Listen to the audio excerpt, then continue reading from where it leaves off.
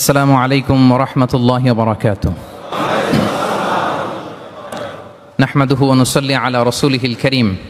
أما بعد فأعوذ بالله من الشيطان الرجيم. بسم الله الرحمن الرحيم. إنما المؤمنون إخوة فأصلحوا بين أخويكم واتقوا الله لعلكم ترحمون. صدق الله العظيم. رب اشرح لي صدري ويسر لي أمري واحلل عقدة من لساني يفقهوا قولي. তাফসীরুল কোরআন মাহফিল বাস্তবায়ন কমিটি দক্ষিণ আফ্রিকার আয়োজনে দক্ষিণ আফ্রিকার পর্যটন নগরী কেপ টাউনের এই মসজিদুল কুদসে আজকের এই প্রোগ্রামে যারা উপস্থিত হয়েছেন তাদের সবাইকে জানাচ্ছি আন্তরিক শুভেচ্ছা এবং মোবারকবাদ। আহলান ওয়া সাহলান ওয়া মারহাবান বিকুম ফি হাযাল লিকা আত-তাইয়িব আল মুবারাক। আমরা শুরুতেই আল্লাহ রাব্বুল ইজ্জা ওয়াল জালালের দরবারে শুকরিয়া জ্ঞাপন করছি, যিনি আমাদেরকে এই পৃথিবীর বুকে জান্নাতের বাগান তথা আল্লাহর ঘর মসজিদে এই মসজিদুল কুদসে এশার সালাতের পরে কিছু দিনই কথাবার্তা শুনবার জন্য একত্রিত হওয়ার সুযোগ করে দিয়েছেন। আমরা সবাই একসাথে আওয়াজ করে পড়ছি কালিমাতে শুকর আলহামদুলিল্লাহ। সবাই পড়ুন রব্বানা লাকাল হামদ হামদান কাসীরান তাইয়িবান মুবারাকান ফীহি ইয়া রাব্বি লাকাল হামদু কামা ইয়ানবাগি লিজালালি ওয়াজহিকা ওয়া আযীমি সুলতানিকা লাকাল হামদু বিল ঈমান লাকাল হামদু বিল ইসলাম লাকাল হামদু বিল কোরআন। আজকের প্রোগ্রামে উপস্থিত আছেন দক্ষিণ আফ্রিকা প্রবাসী ব্যবসায়ী বৃন্দ, চাকরিজীবী বৃন্দ, কমিউনিটি লিডার্স, প্রেস, মিডিয়া, সাংবাদিক, ভলান্টিয়ার্স আছেন, আইম্মাতুল মাসাজিদ, মাদ্রাসা শিক্ষক মণ্ডলী, এবং সেকেন্ড ফ্লোরে আমাদের বোনেরাও এসছেন, এবং আমাদের কচিকাচা সোনামণিরা, ছাত্র ভাইয়েরা এবং ফরেনার যদি কেউ থেকে থাকেন, আমি সবাইকে অন্তরের অন্তঃস্থল থেকে শুভেচ্ছা এবং মোবারকবাদ জানিয়ে শুরু করছি। সম্মানিত সুধী, এই সফরটা আমার দক্ষিণ আফ্রিকাতে ব্যক্তিগত সফর ছিল। কোনো প্রোগ্রামে জয়েন করব এরকম কোনো প্ল্যান আমার ছিল না, কিন্তু তারপরে আল্লাহ তাআলার ফয়সালা জোহানেসবার্গে আমি একটি প্রোগ্রামে অংশগ্রহণের সুযোগ আমার হয়েছে, এবং কেপ টাউনে আমার দ্বিতীয় প্রোগ্রামে আজকে আপনাদেরকে নিয়ে অংশগ্রহণের সুযোগ আমাদের হয়েছে আলহামদুলিল্লাহ। এবং এই কেপ টাউনের এই প্রোগ্রামের মধ্য দিয়ে আমার সফর এখানে শেষ হবে। কেপ টাউন দিয়ে আমি আমার সফর শেষ করবো ইনশাআল্লাহ বিইذنিল্লাহ। খুব চমৎকার একটি শহর, খুব চমৎকার অসাধারণ একটি শহর, পাহাড়ে ঘেরা। আমি যতই দেখছি ততই মুগ্ধ হচ্ছি। বিশুদ্ধ নগরী, একেবারে ফ্রেশ এয়ার, মানে এনভায়রনমেন্টাল পলিউশন আমার চোখে পড়েনি। আজকে আবার একটা হেলিকপ্টার রাইড দিলাম, দিয়ে পুরো কেপ টাউনটা উপর থেকেও দেখলাম। তো যতই দেখি ততই মুগ্ধ হই। আল্লাহ শুকরিয়া যে আল্লাহ তাআলা এরকম চমৎকার জায়গায় আপনাদেরকে রেখেছেন আলহামদুলিল্লাহ। আমরা আল্লাহ তাআলার দরবারে আসলে শুকরিয়া করে শেষ করতে পারবো না। ওয়া ইন তাউদ্দু নি'মাতাল্লাহি লা তুহসুহা। আল্লাহর নেয়ামত যদি আমরা গুনতে শুরু করি, গুনে শেষ করা যাবে প্রিয় ভাইরা? যাবে না। বাংলাদেশে চাকরির বাজার মন্দা, ব্যবসা করতে গেলে অনেক ঝক্কি ঝামেলা, নিরাপত্তা, এটা সেটা অনেক কিছু বিবেচনা করে আমাদেরকে থাকতে হয়। তার বিপরীতে এখানে আল্লাহ তাআলা আপনাদেরকে প্রতিষ্ঠিত করেছেন। অনেকে এই দেশের ন্যাশনালিটি পেয়েছেন, সাউথ আফ্রিকান ন্যাশনালিটি পেয়েছেন।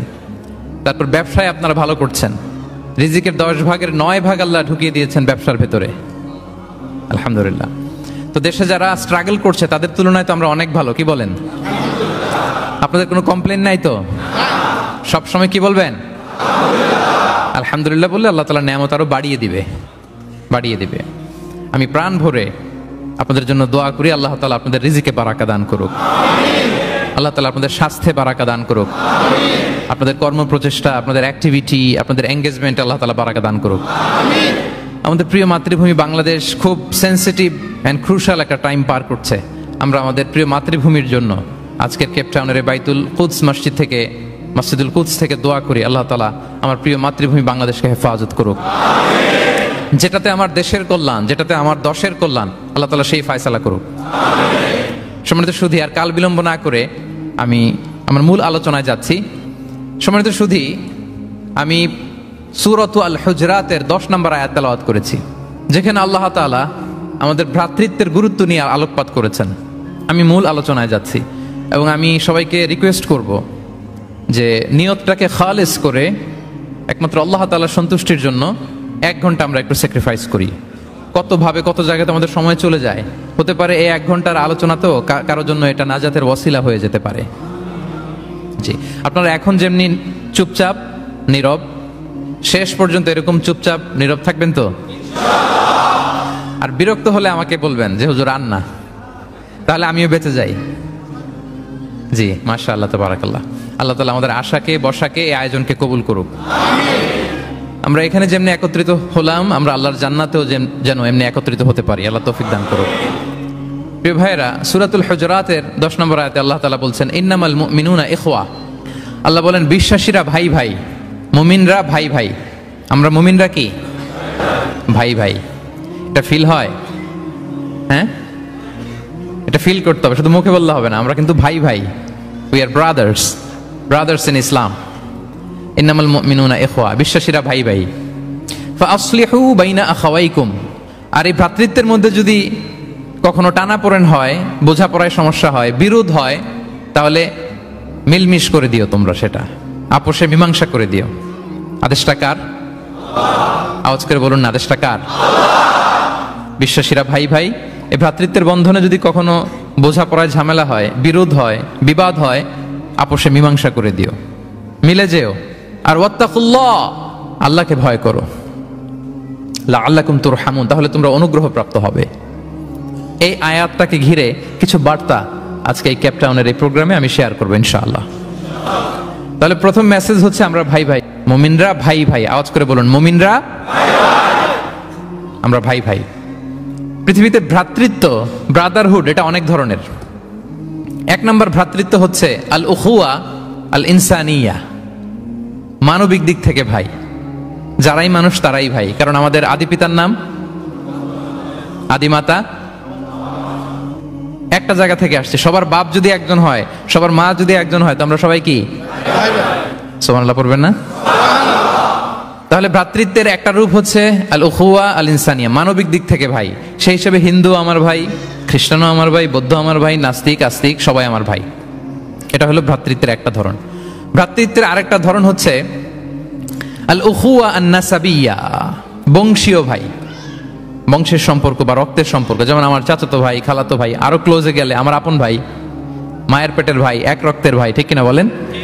এটা গেল 2 নাম্বার, এটা রক্তের সম্পর্ক। তাহলে একটা হচ্ছে মানবিক দিক থেকে সম্পর্ক ভাইয়ের, সবাই ভাই ভাই। আরেকটা হচ্ছে বংশীয় বা রক্তের সম্পর্ক, আমার সিবলিং, শাকিক, আমার আপন ভাই। 2টা গেল। 3 নাম্বার হচ্ছে আল উখুয়া আদ-দীনিয়া, দ্বীনি ভাই। আর আমরা এটা নিয়েই কথা বলছি, আল উখুয়া আদ-দীনিয়া। ইন্নামাল মুমিনুনা ইখওয়াতুন, মুফাসসিরিন ইকরাম বলেছেন ইয়ানি ইখওয়াতুন ফিদ-দীন। মুমিনরা ভাই ভাই হচ্ছে 3 নাম্বার সেন্সে, আমরা দ্বীনি ভাই। আমি আপনাদের কাউকে দেখি নাই, আমাকে হয়তো সোশ্যাল মিডিয়ায় দেখেছেন, কিন্তু সরাসরি হয়তো দেখেন নাই। কিন্তু এই যে আমাদের ভ্রাতৃত্ব, এটা দ্বীনি ভ্রাতৃত্ব, দ্বীনি ভাই। আমরা কি ভাই? এবং ইন্টারেস্টিংলি এই দ্বীনি ভাই বা দ্বীনি ভ্রাতৃত্ব আগের 2টার চেয়ে মজবুত। কখনো কখনো এটা রক্তের সম্পর্ককেও ছাড়িয়ে যায়। সুবহানাল্লাহ পড়েন। বদরের যুদ্ধে এই পাশে কুরাইশরা মানে মুশরিকরা, এই পাশে মুমিনরা। এমনও হয়েছে রাসূল সাল্লাল্লাহু আলাইহি ওয়াসাল্লামের পক্ষে মুমিনদের ওখানে এক ভাই, আর আবু জাহেলের সাথে আরেক ভাই, দ্বন্দ্ব, সংঘাত। এই ভাই ওই ভাইকে হত্যা করেছে দ্বীনের কারণে। তার মানে দ্বীনি ভ্রাতৃত্ব এটা এত মজবুত, এটা মাঝে মাঝে রক্তের সম্পর্ককেও ছাড়িয়ে ছাপিয়ে উপরে উঠে যায়। আল্লাহু আকবার। তাহলে আমাদের সম্পর্কটা হচ্ছে এরকম মজবুত সম্পর্ক। প্রিয় ভাইরা, আমরা সবাই দ্বীনি ভাই। আওয়াজ করে বলুন, কি ভাই? এবং আমাদের দৃষ্টান্ত দিয়েছেন বিষ্ণু ইসলাম। তিনি বলেছেন তোমরা সবাই দ্বীনি ভাইয়েরা সবাই মিলে এক দেহ এক প্রাণ। আওয়াজ করে বলুন, এক দেহ এক প্রাণ। শুধু মুখ দিয়ে বললেই হবে না, এটা ফিল করতে হবে। আমরা সবাই এক দেহ এক প্রাণ। বিষ্ণু বলেন মাসালুল মুমিনিনা ফি তাওয়াদ্দিহিম ওয়া তারাহুমিহিম ওয়া তাআতুফিহিম মাসালুল জাসাদ। মুমিনদের ভালোবাসা সম্পর্ক, এটার দৃষ্টান্ত হচ্ছে পারস্পরিক ভালোবাসার সম্পর্ক হচ্ছে কামাসালিল জাসাদ, এটা একটা দেহের মতো। আমরা সবাই মিলে এক দেহ।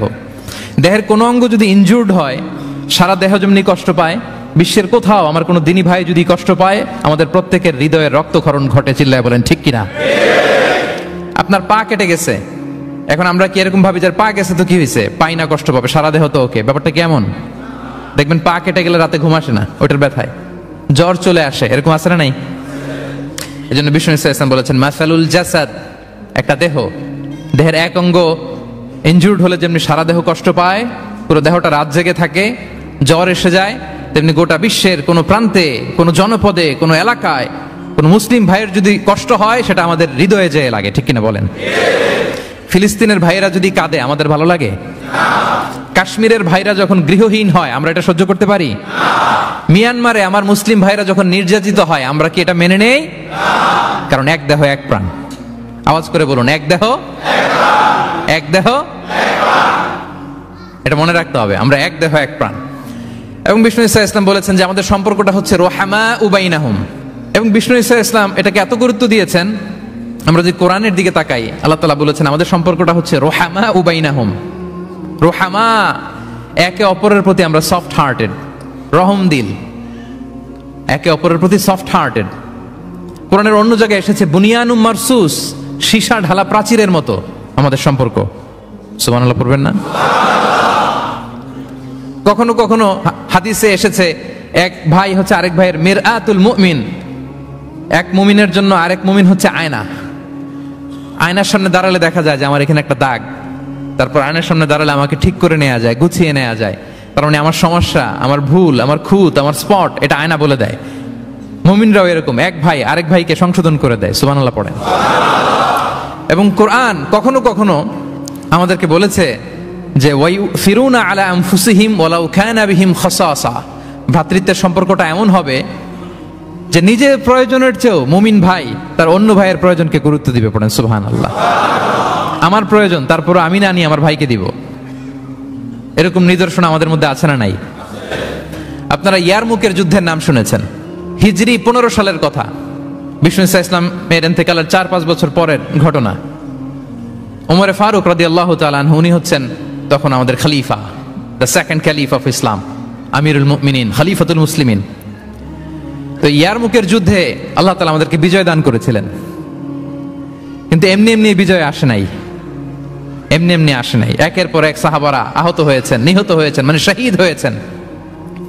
এবং যুদ্ধের এক পর্যায়ে এমন হয়েছে, খাবারের অভাবে, পানির অভাবে সাহাবারা ছটফট করছিলেন, এক ফোঁটা পানি নাই, রুহু বেরোয় যায়, পানি পানি বলে চিৎকার করছেন। তৃষ্ণায় যখন কাতর, ওই সাহাবীর কাছে পানি নিয়ে আসা হলো, মশক দিয়ে পানি নিয়ে আসা হলো, সামান্য কিছু পানি যে নেন। তো উনি যখন পানি খাবেন, দেখতে পেলেন যে পাশে আরেক ভাই চিৎকার করে পানি পানি, এক ফোঁটা পানি দাও, চিৎকার করছে। ওই সাহাবী বলতেছেন আমার দরকার নেই, আমার ভাইকে নিয়ে আগে দাও, আমি পরে খাবো। আল্লাহ। ওই দ্বিতীয় সাহাবীর কাছে যাওয়া হলো এই মশক নিয়ে, যে আপনি একটু পানি খেয়ে তার হৃদয়টাকে শান্ত করেন, ঠান্ডা করেন। তিনি যখন পানি মুখে নিতে যাবেন, পাশে আরেক ভাই চিৎকার করছে পানি পানি, এক ফোঁটা পানি দাও। ওই সাহাবী বললেন আমাকে না, আমার ভাইকে দাও, আমার আগে আমার ভাইকে দাও। ওই সাহাবার কাছে নিয়ে যাওয়া হলো যে আপনি আগে খান। ওই সাহাবীর কাছে পানির মশক নিয়ে যেতে যেতেই উনি শহীদ হয়ে গেলেন। আবার মশক নিয়ে দ্বিতীয় সাহাবীর কাছে আসতে না আসতে দ্বিতীয় সাহাবীও শহীদ হয়ে গেলেন। প্রথম যিনি চিৎকার করছিলেন তার কাছে আবার মশক নিয়ে যেতে না যেতে তিনিও শহীদ হয়ে গেলেন। সুবহানাল্লাহ পড়বেন না? ওয়ায়ুসিরুনা আলা আনফুসিহিম ওয়ালাউ কানা বিহিম খাসাসা, নিজেদের প্রয়োজন থাকা সত্ত্বেও মুমিনরা তার অন্য ভাইয়ের প্রয়োজনকে প্রাধান্য দেয়। আল্লাহু আকবার। এই হচ্ছে আমাদের ভ্রাতৃত্বের দৃষ্টান্ত। তার প্রথম মেসেজ হচ্ছে মুমিনরা ভাই ভাই, মুমিনরা, আর আমাদের দৃষ্টান্ত হচ্ছে এক দেহ এক প্রাণ। আওয়াজ করে, এক দেহ এক প্রাণ। আর আমরা যদি কখনো বিবাদে জড়াই, আমরা এটাকে সংশোধন করে দেব, আপোষে মিলমিশ করে দেব। কি বলেন? নাকি আরো লাগাই দিবেন? ঝগড়া লাগছে, আরেকটু লাগাই দেই। হ্যাঁ, আচ্ছা বলেন তো, আগুন লাগলে আপনারা কি দিয়ে নিভান? ওইখানে যদি কেউ তেল ঢেলে দেয়, এই কাজ করবেন? মিলিয়ে দিব আমরা, পারা যাবে তো? প্রিয় ভাইয়েরা, ইউনিটির কোনো বিকল্প নাই, সংঘবদ্ধ থাকার বিকল্প নাই, সুসম্পর্কের কোনো বিকল্প নাই। আজকে যদি আপনি সমাজের দিকে তাকান, দেখবেন আমাদের সম্পর্কগুলো নষ্ট হয়ে যাচ্ছে পারস্পরিক। বাবার সাথে ছেলের সম্পর্ক ভালো না, বৌমার সাথে শাশুড়ির সম্পর্ক ভালো না, ভাইয়ের সাথে ভাইয়ের সম্পর্ক ভালো না। মামাকে দেখলে ভাগিনা সালাম দেয় না, আছে না নাই? চাচার সাথে ভাতিজার সম্পর্ক ভালো না, স্ত্রীর সাথে স্বামীর সম্পর্ক ভালো না, কত রিপোর্ট যে আমাদের কাছে আসে। নেতার সাথে কর্মীর সম্পর্ক ভালো না, এরকম আছে না নাই? তাহলে আমাদের মধ্যে সম্পর্কের টানা পড়েন, গ্যাপ, এটা আছে না নাই বলেন? এই সম্পর্কের টানা পড়েনের জন্য আমরাই দায়ী। এর কারণ হচ্ছে আমরা সম্পর্কগুলোর যত্ন নেই না। আপনি যদি একটা গাছ লাগান, লাগিয়ে যদি রেখে দেন, এটা বাঁচবে? এটা কি করতে হয়? পরিচর্যা করতে হয়, যত্ন নিতে হয়, সার দিতে হয়, পানি দিতে হয়, নিড়ানি দিতে হয়, আগাছা পরিষ্কার করতে হয়। তার মানে গাছ লাগালে এটার যত্ন নিতে হয়। কথা বুঝতে পেরেছেন? আমাদের যে সন্তান, ওদেরকে যদি আপনি এমনি ছেড়ে দিয়ে রাখেন, মানুষ হবে না, তাদের যত্ন নিতে হয়, ফলে মানুষের মতো মানুষ হয়, ঠিক কিনা বলেন? আমরা সব কিছু টেক কেয়ার করি, যত্ন নেই, কিন্তু আমাদের সম্পর্কগুলোর যত্ন নেই না। এজন্য পারস্পরিক সম্পর্কগুলোর যত্ন নিতে হবে আমার ক্যাপটাউনের ভাইয়েরা, যাতে সম্পর্কগুলো নষ্ট না হয়। কি বলেন? যত্ন নিবেন, যত্ন নিবেন। হ্যাঁ। এখন আজকে আমি এই ড্যামেজ রিলেশনশিপ কিভাবে জোড়া লাগাবেন, সম্পর্কের কিভাবে এটা ফিক্স করবেন, সম্পর্ককে কিভাবে টিকিয়ে রাখবেন, যত্ন নিবেন, এটার কিছু ইসলামিক ফর্মুলা আপনাদের সাথে শেয়ার করবেন ইনশাআল্লাহ। সবাই বলুন ইনশাআল্লাহ। কিভাবে আমাদের মধ্যে আন্তরিকতা বাড়বে, ঘনিষ্ঠতা বাড়বে, হৃদ্যতা বাড়বে, এটার ইসলামিক ফর্মুলা 10টা ফর্মুলা শেয়ার করবেন ইনশাআল্লাহ। জানতে মনে চায়? আচ্ছা, ইনশাআল্লাহ। তাহলে শুরু করছি, কি করে আমরা আমাদের সম্পর্কগুলোর যত্ন নিব, কি করে আমাদের পারস্পরিক হৃদ্যতা, ভালোবাসা, আন্তরিকতা বাড়াবো, এ ব্যাপারে কোরআন এবং সুন্নাহ আমাদেরকে কি বলে। এক নম্বরে প্রিয় ভাইরা, এক নম্বরে কোরআন আমাদেরকে আমাদের পারস্পরিক হৃদ্যতা, ভালোবাসা বাড়ানোর জন্য যে গাইডলাইন দেয়, সেটা হচ্ছে দেখা হলেই সালাম দাও। দেখা হলেই কি? সালাম। সালাম দিলে সম্পর্ক বাড়ে। আলহামদুলিল্লাহ পড়বেন না? কোরআন বলছে, ফাইদা দাখালতুম বুয়ুতান ফাসাল্লিমু আলা আনফুসিকুম তাহিয়াতাম মিন ইনদিল্লাহি মুবারাকাতান তাইয়্যিবা। তোমরা যখন ঘরে প্রবেশ করবে, তোমরা নিজেদেরকে সালাম দাও, মানে বলো আসসালামু আলাইকুম। এটা হচ্ছে তাহিয়াতাম মিন ইনদিল্লাহ, আল্লাহর পক্ষ থেকে অভিবাদন পদ্ধতি। এটা আল্লাহ শিখিয়েছেন। গ্রিটিংস, আমরা তো বলি হ্যালো, হাই, তারপর গুড মর্নিং, গুড ইভিনিং, এগুলো বলি, কিন্তু আল্লাহ শিখিয়েছেন আসসালামু আলাইকুম। আদম আলাইহিস সালামকে যখন আল্লাহ তাআলা তৈরি করলেন, 60 হাত লম্বা করে বানালেন। কয় হাত? আপনি কয় হাত? আপনিও 60 হাত। আমাদের হাতে রাফলি 3.5 হাত। কিন্তু আদম আলাইহিস সালাম তিনি লম্বায় কত ছিলেন? তো আদম আলাইহিস সালাম যখন সৃষ্টি হলেন, তখন আল্লাহ তাআলা আদম আলাইহিস সালামকে বললেন, আদম তুমি সালাম দাও। কি দাও? ফেরেশতারা বসা ছিল, সাল্লিম আলা উলাইকান নাফার, সালাম দাও।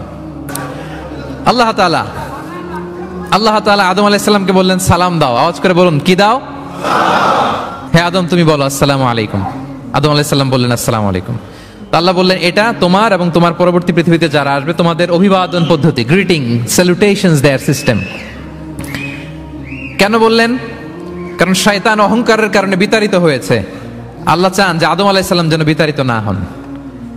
বিষ্ণু বলেন, আল বাদিউ বিস সালামি বারিউম মিনাল কিবর, যে আগে আগে সালাম দেয় তার হৃদয় থেকে অহংকার টেনে ছেড়ে ফেলে দেয় কে? আগে সালাম দিবেন, আপনার হৃদয় অহংকার মুক্ত হয়ে যাবে। আল্লাহ তাআলা চাইলেন ইবলিস যেই ভুল করেছে, আদম যেন সেটা না করে, আদমের হৃদয় যেন আগে থেকে অহংকার মুক্ত থাকে। তাই সৃষ্টির পরে আল্লাহ তাআলা আদম আলাইহিস সালামকে বললেন, আদম তুমি সালাম দাও। পড়েন আল্লাহু আকবার। তাহলে পারস্পরিক ভালোবাসা, হৃদ্যতা বাড়ানোর 1 নম্বর পদ্ধতি হচ্ছে সালাম। 1 নম্বর পদ্ধতি কি? আগে দিবেন না পরে? অনেকে বসে থাকে যে আমার আগে দেখ। আমি তো বাইরে দেখলাম খুব ঠান্ডা, কিন্তু এখানে এত ক্রাউড, এখন তো ঘামতেছি রীতিমতো। থাক প্রিয় ভাইরা, অসুবিধা নেই, থাক। আগে দিবেন না পরে? বাসায় যে এখন আসতে হয়ে গেছে সাউন্ড। হ্যাঁ, আচ্ছা, ভাবিরাও উপরে আছে, দুই পক্ষে আমার ব্যালেন্স করে বলতে হবে। ভাবিরা ট্রাই করবেন, ভাবিরা যেন আগে দিতে পারেন, আর ভাইরা আপনারাও ট্রাই করবেন, আপনারা যেন আগে দিতে পারেন। সালাম নিয়ে আমরা কম্পিটিশন করব, কে কার আগে দিতে পারে, ঠিক কিনা? আমি আপনাদেরকে আবারও সালাম দিচ্ছি, আসসালামু আলাইকুম ওয়া রাহমাতুল্লাহ। তাহিয়াতাম মিন ইনদিল্লাহি মুবারাকাতান তাইয়্যিবা, আল্লাহর পক্ষ থেকে এটা অভিবাদন, মুবারাকা, বরকতময়, তাইয়্যিবা এটা পবিত্র বাণী, শান্তির বাণী। অনেকে বলে হুজুর ঘরে শান্তি নাই। ঘরে তো শান্তির বাণী তো আপনি ঢুকানি না, ঘরে আসবে কোত্থেকে? শান্তির পায়গাম তো ঢুকাতে হবে, আর শান্তির পায়গামের নাম হচ্ছে সালাম। শান্তির পায়গামের নাম কি? তাহলে ঘরে সালামের চর্চা। আপনি ভাবিকে দিবেন, ভাবি আপনাকে দিবে। আপনি বাচ্চাকে দিবেন, বাচ্চা আপনাকে দিবে। সবাই সবাইকে আগে দেওয়ার চেষ্টা করবো, নাকি বসে থাকবেন? পারবেন? ঠিক আছে। তাহলে পারস্পরিক সম্প্রীতি, হৃদ্যতা, ভালোবাসা বাড়ানোর 1 নম্বর ফর্মুলা হচ্ছে সালাম। 1 নম্বর ফর্মুলা। আমি কিন্তু জিজ্ঞেস করবো আবার শেষে, এজন্য কান দুটো খরগোশের কানের মতো খাড়া করে আমার দিকে তাকিয়ে থাকুন। 1 to 1, brain to brain. Mobile নাই, ভিডিও নাই, ক্যামেরা নাই, শুধু এভাবে চাতক পাখির মতো তাকিয়ে থাকেন। দেখবেন যে সিনা বা সিনা এলেম আসছে এভাবে, হৃদয় থেকে হৃদয়ে, নাকি মোবাইল থেকে মোবাইলে? এখন তো মোবাইল থেকে মোবাইলে এলম এসেছে, সিনা থেকে সিনা। 1 to 1, ব্রেন টু ব্রেন। তাহলে হৃদ্যতা, সম্পর্ক, ভালোবাসা এটা বাড়ানোর 1 নম্বর ইসলামী ফর্মুলা কি?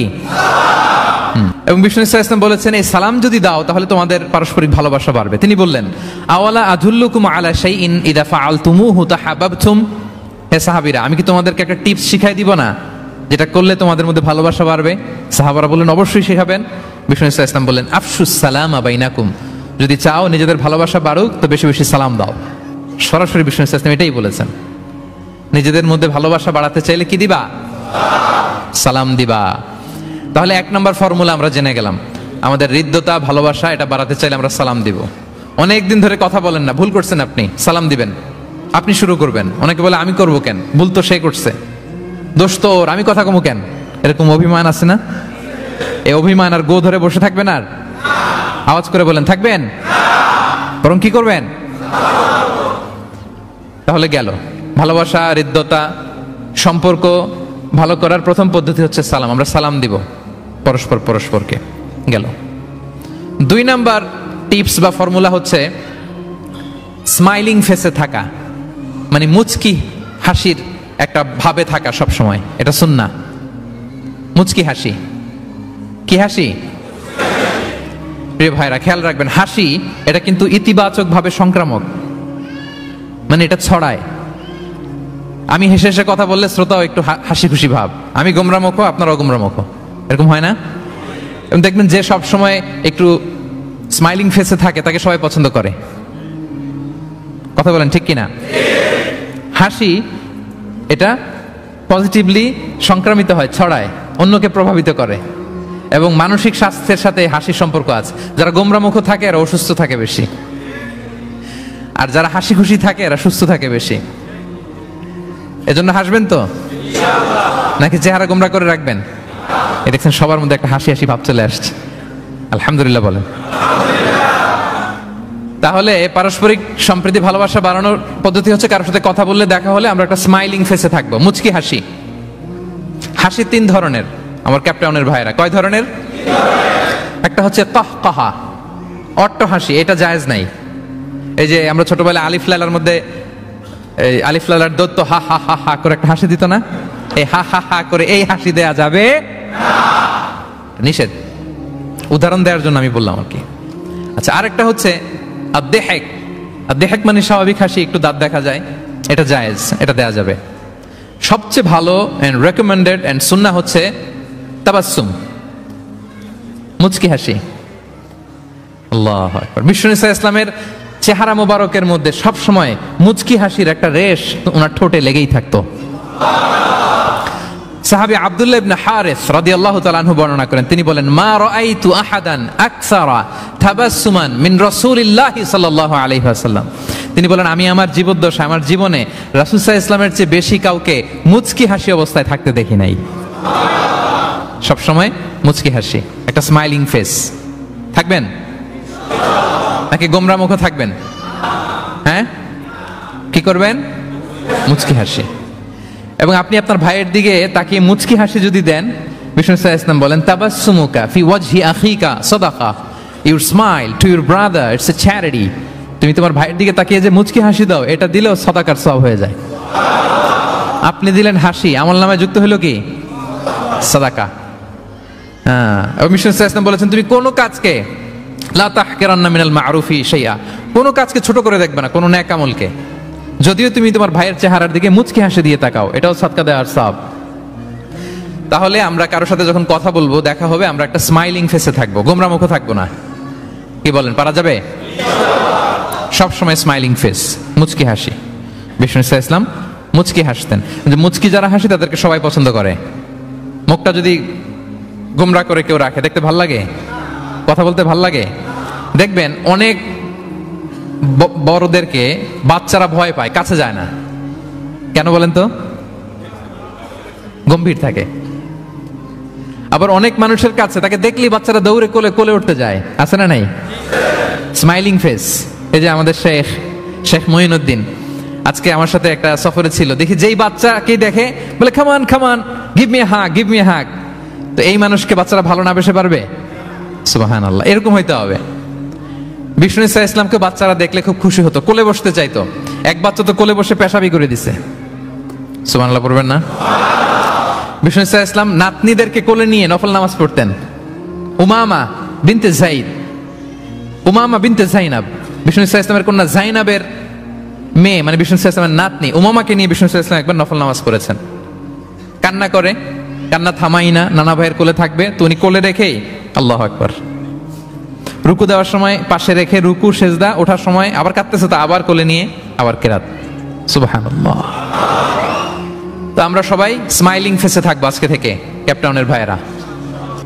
একসাথে আওয়াজ করে বলুন ইনশাআল্লাহ।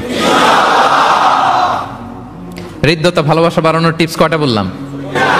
1 নম্বরে সালাম, 2 নম্বরে মুচকি হাসি। দেখছেন সবাই মুচকি হাসি দিয়ে আসে। আচ্ছা, 3 নাম্বার হচ্ছে কাউকে ওয়েলকাম করা। কেউ যদি আপনার সাথে দেখা করতে আসে, তাকে ওয়েলকাম করা, আহলান ওয়া সাহলান বলা। হ্যাঁ, একজন আসছে আপনার বাড়িতে মেহমান, আপনি কথাই বলেন না, কথা নাই, সালাম নাই, কিছু নাই, যে চা দিতেছেন, ওনার ঠেকা পড়ছে, চা খাবে না, আর জায়গা নাই ওনার চা খাওয়ার দুনিয়াতে। না, এটা করবেন না। আপনি এগিয়ে যাবেন, সালাম দিবেন, মুসাফা করবেন, মুআনাকা করবেন, খোঁজ খবর নেবেন, ওয়েলকাম জানাবেন, লিটারালি ওয়েলকাম। এরকম যদি করেন, যদি ওয়েলকাম বলেন, তাকে আনার জন্য এগিয়ে যান, হি ফিল লাইক, মানে আপনি তাকে দেখে খুশি, you are very happy to see him and you love his presence here. সে আসছে, আপনি খুশি, তার কোম্পানিটা ভালো লাগতেছে, এটা সে ফিল করবে। এজন্য কেউ আসলে, আপনার ওয়ার্ক প্লেসে যদি আসে, আপনার বাসায় যদি আসে, আপনার সাথে দেখা করতে যদি আসে, আপনি এগিয়ে তাকে সালাম দিয়ে ওয়েলকাম করবেন। কি করবেন? পারা যাবে? বিষ্ণু ইসলাম লিটারালি এই ওয়েলকাম শব্দটা ব্যবহার করতেন। এজন্য আমি চুজ করেছি, পিক করেছি ওয়েলকাম। তিনি বলতেন মারহাবান। মারহাবান আরবিতে কি বলতেন? মারহাবান। আমরা যে বলি বাংলায় আহলান ওয়া সাহলান ওয়া মারহাবান, এই বিষ্ণু ইসলাম লিটারালি মারহাবান শব্দটা ব্যবহার করতেন। এগুলোকে কার্টিসি বলে। এগুলোকে কি বলে? Social manner, কার্টিসি। দেখেন বিষ্ণু ইসলাম আমাদেরকে কিভাবে কার্টিসি শেখায়, কিভাবে সোশ্যাল ম্যানার শেখায় আমাদেরকে। বিষ্ণু ইসলাম সরাসরি মারহাবান বলতেন, স্বাগতম জানাতেন, যাতে করে ওই লোকটা ভালো ফিল করে, সে বোঝে যে তাকে দেখে আপনি হ্যাপি। বলেন তো, রাসূল সাল্লাল্লাহু আলাইহি ওয়াসাল্লামের সময়কালে ইসলামের সবচেয়ে বড় শত্রু কে ছিল? আবু জাহেল। তার ছেলের নাম কি কেউ বলতে পারেন? ইকরামা। ইকরামা অনেক যুদ্ধে মুসলমানদের বিরুদ্ধে ছিল, মক্কা বিজয় পর্যন্ত ইসলাম ধর্ম গ্রহণ করে নাই, অনেক সাহাবাকে হত্যা করেছে। রাসূল সাল্লাল্লাহু আলাইহি ওয়াসাল্লাম যখন মক্কা বিজয় করলেন, সে ভাবলো এবার তো আমার খবর আছে। সে পালালো, পালাতে পালাতে ইয়ামান চলে গেছে। তখন এক মহিলা সাহাবী রাসূল সাল্লাল্লাহু আলাইহি ওয়াসাল্লামকে বললেন, ইয়া রাসূলুল্লাহ, আপনি যদি আমাকে অনুমতি দেন, আমি ইকরামাকে খুঁজে বের করব, আপনার কাছে নিয়ে আসবো। রাসূল সাল্লাল্লাহু আলাইহি ওয়াসাল্লাম বললেন, যাও, ইকরামাকে আমি আমান দিলাম, সিকিউরিটি দিলাম। এই মহিলা সাহাবী যে খুঁজে নিয়ে আসলো, ইকরামাকে কনভিন্স করলো। ইকরামা লজ্জিত হয়ে বিষ্ণু সাল্লাল্লাহু আলাইহি ওয়াসাল্লামের কাছে আসলো। কত বড় শত্রু! বিষ্ণু সাল্লাল্লাহু আলাইহি ওয়াসাল্লামের অনেক আত্মীয়কে হত্যা করেছে, সাহাবাদেরকে শহীদ করে দিয়েছে, আবু জাহেলের সন্তান। তো সে যখন লজ্জিত হয়ে উঠে চড়ে বিষ্ণু সাল্লাল্লাহু আলাইহি ওয়াসাল্লামের কাছে আসলো, বিষ্ণু সাল্লাল্লাহু আলাইহি ওয়াসাল্লাম তাকে দেখে প্রথম যে কথাটা বললেন সেটা হচ্ছে মারহাবান বির-রাকিবিল মুহাজির। মারহাবান বির-রাকিবিল মুহাজির মানে welcome to the riding migrant. সুবহানাল্লাহ। মানে হে ঘোর সাওয়ার মাইগ্রেন্ট, হিজরতকারী ইকরামা, তোমাকে ইসলামে সুস্বাগতম। লিটারালি এই শব্দটা ব্যবহার করেছেন, মারহাবান। তাহলে বলেন তো, সে আশ্বস্ত হয়েছে না? শত্রু যদি আমান দেয়, এই দেশে ওই দেশ যুদ্ধ, ওই দেশ যদি বলে তোমার আমি মারবো না, আসো আমার এলাকায়, আমি যদি ঢুকি আমার একটা ভয় থাকবে না? বিদ্রোহ তো করতে পারে, কি বলেন? বিষ্ণু ইসলাম দেখা মাত্রই বললেন মারহাবান বির রাকিবিল মুহাজির, welcome to the riding migrant. সুবহানাল্লাহ। ওইখানেই দাঁড়িয়ে ইকরামা পড়ল আশহাদু আল্লা ইলাহা ইল্লাল্লাহ ওয়া আশহাদু আন্না মুহাম্মাদুর রাসূলুল্লাহ। শাহাদা পড়ে মুসলমান হয়ে গেল। তাহলে কারোর সাথে দেখা হলে তাকে ওয়েলকাম করতে হবে। আপনার মনে হতে পারে বিশেষ কারণে তাকে মারহাবান বলছে, এমনি হয়তো বিষ্ণু ইসলাম বলতো না ঘরে বাইরে, না, ইভেন ঘরে কাছের মানুষদেরকেও তিনি মারহাবা বলতেন। ইভেন ওনার মেয়ে ফাতেমা রাদিয়াল্লাহু তাআলা আনহা, নিজের মেয়ে, এর মারহাবা বলা দরকার আছে? ফাতেমা আসলে বলতো মারহাবা। সুবহানাল্লাহ নাই? আম্মা জান আয়েশা রাদিয়াল্লাহু তাআলা আনহা বর্ণনা করেন যে একবার আমাদের বাসায় ফাতেমা আসলো, নবীর মেয়ে, আর ফাতেমার হাঁটাটা ছিল নবীর হাঁটার মতো। আমি হাদিস বলে আবার বাংলা বেশি বললে সময় লেগে যাবে। ফাতেমার হাঁটা ছিল নবীর হাঁটার মতো। ফাতেমা যখন আসলো, ফাতেমাকে দেখেই বিষ্ণু ইসলাম বললেন মারহাবান বিবনাতি, মারহাবান বিবনাতি, ওয়েলকাম টু মাই ডটার। হে আমার কন্যা ফাতেমা, তোমাকে ওয়েলকাম।